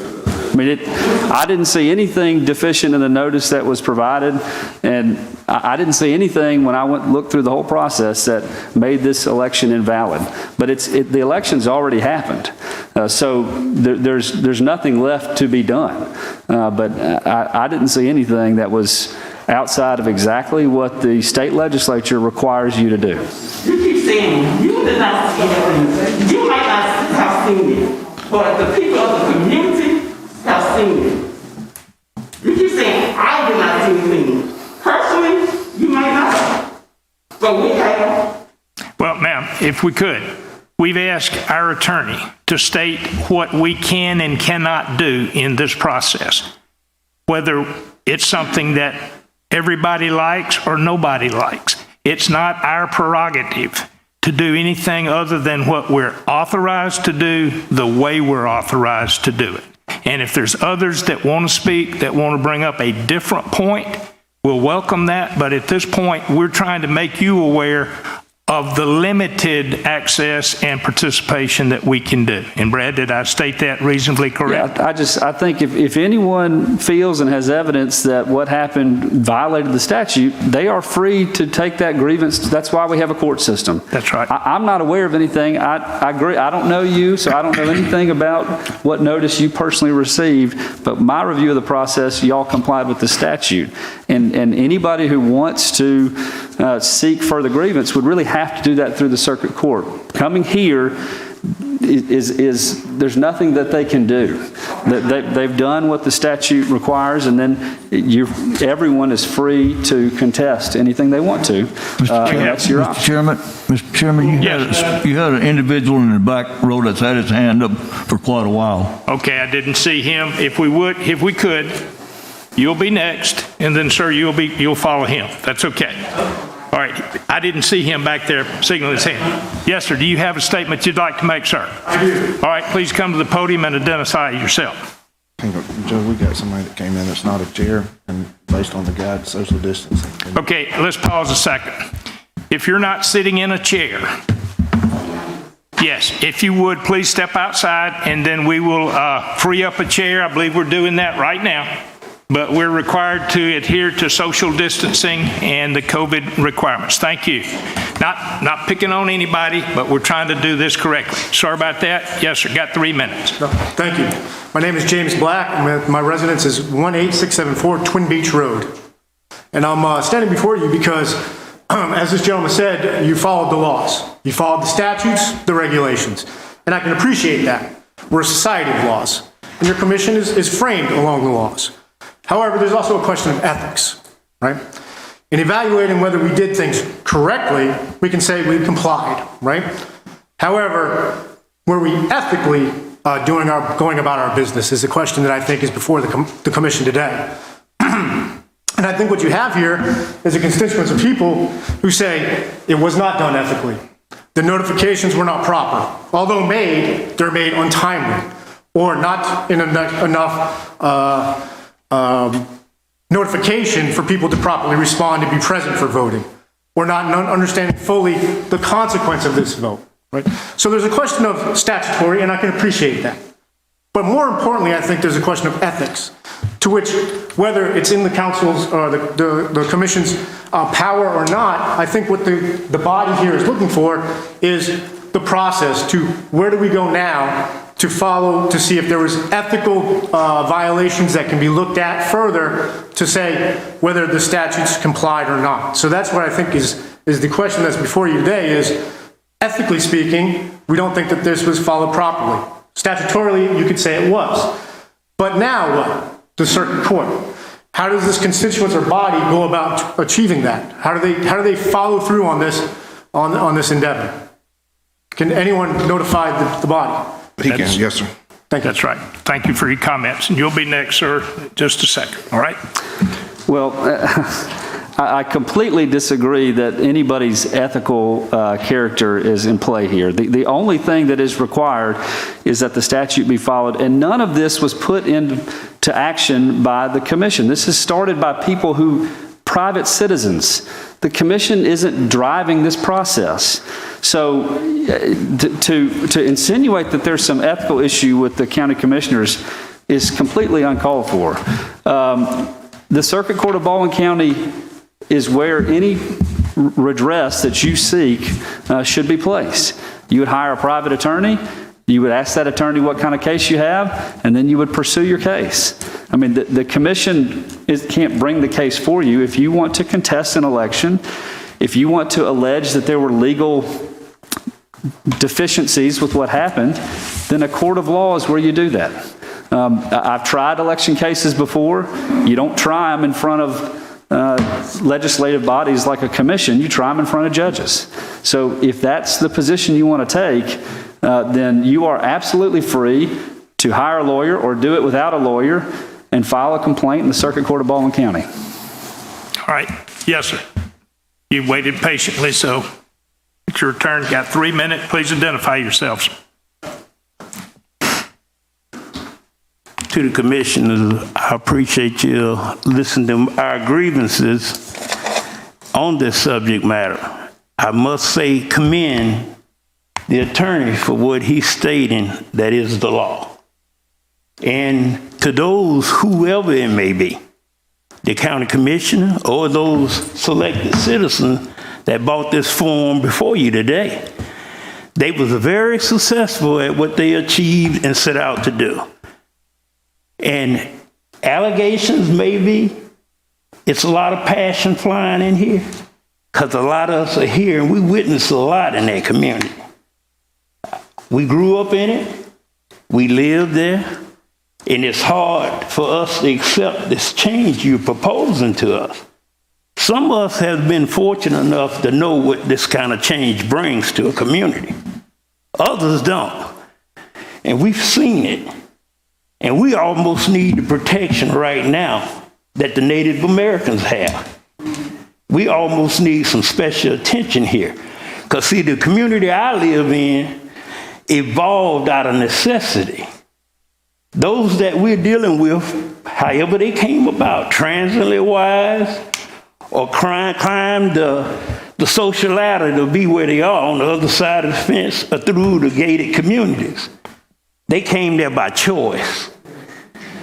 We deal with more than just political issues. We deal with the governing bodies of our land and community, the environment.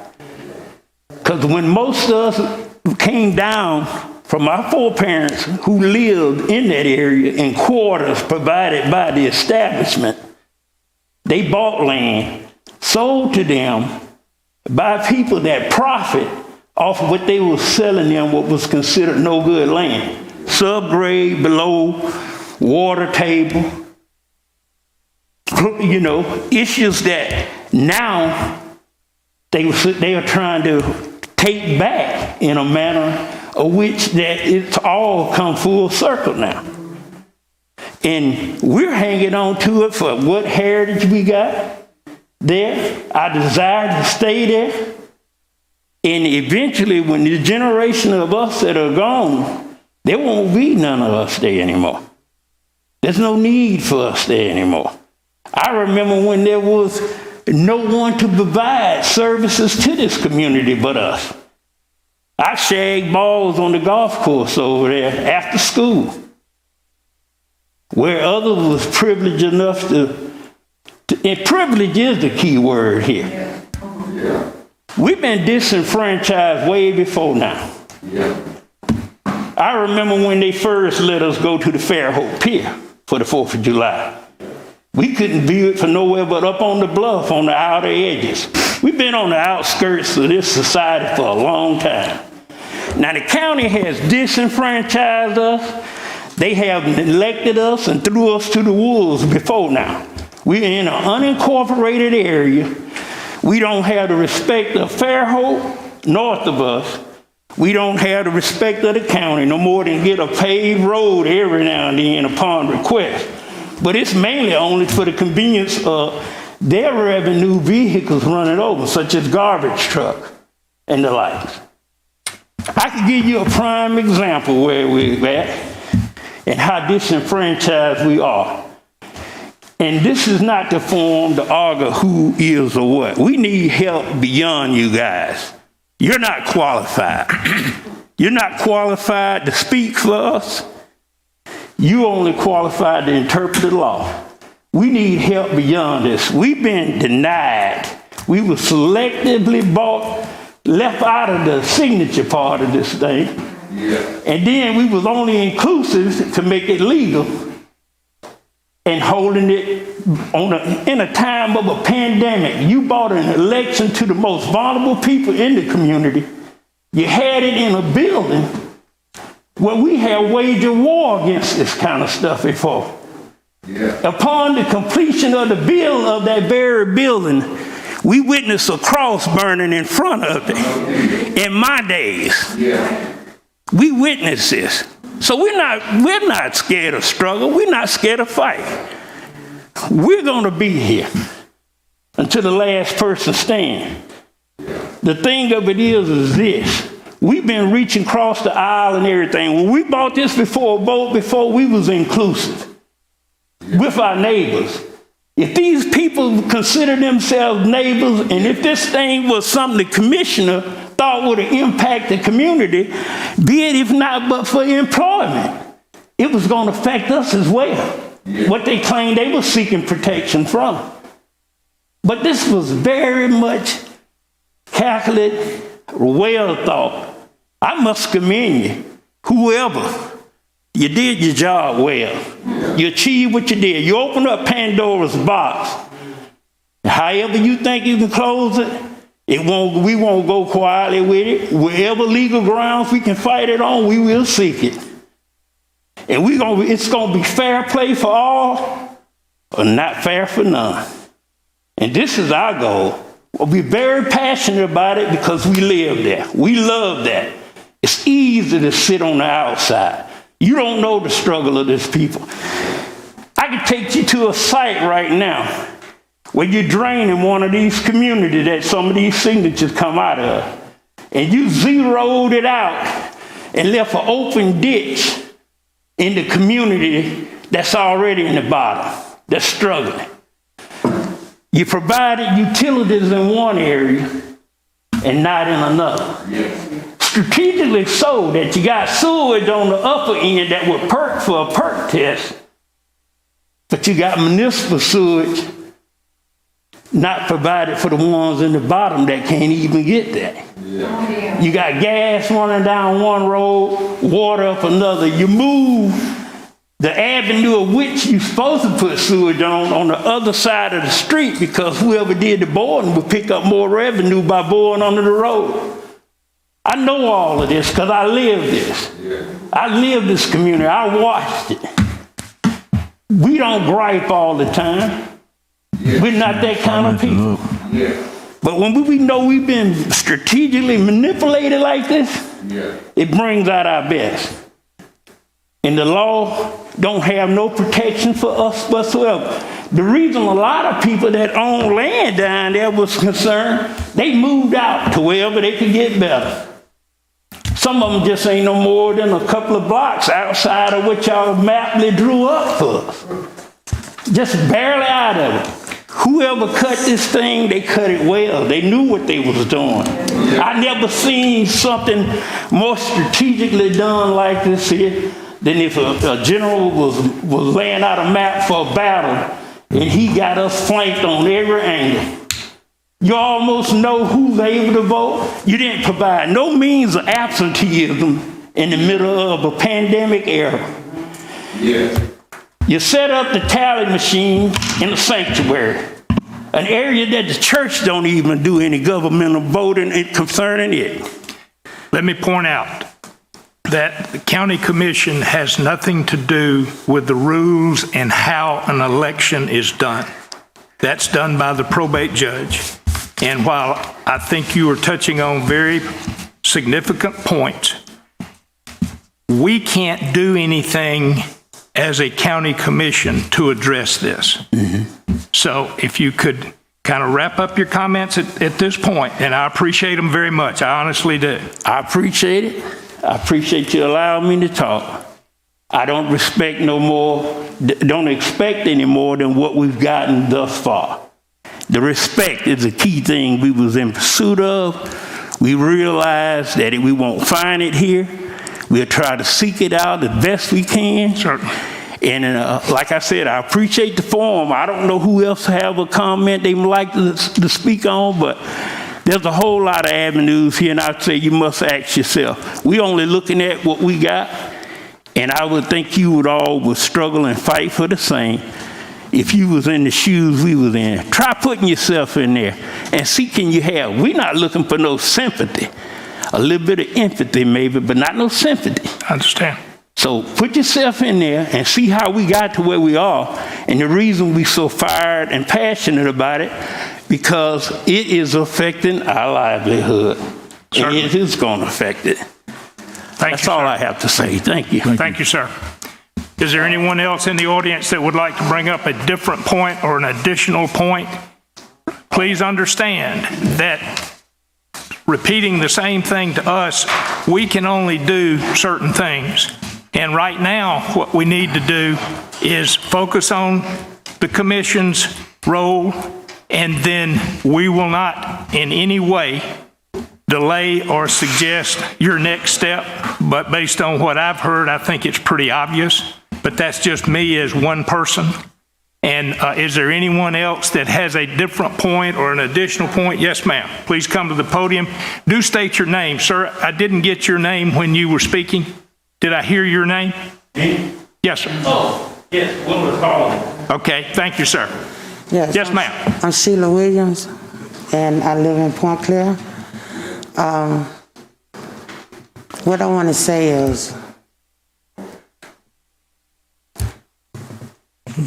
what's going on right now, it seems small, but it's not, because we're here. And if it was done properly, none of us would be here. I understand. None of us would have been here. So what we need to know now is how to fix this problem and make sure it be done to our ears so we can speak too. You got us speaking, but we need to hear. We need to hear what we need to do. Certainly. I hear you saying, this can't be done, it's over with, it's never old. Sir, I'm just saying the saying. It's not over until the fat lady sing. It's not over yet. What happened was, it was done, but it was all fixed. So when we come, we ain't got no fight, we ain't got no battle, we ain't got nothing, because they was already prepared for us to come and do what we doing. So what we need to do right now, we need to find out what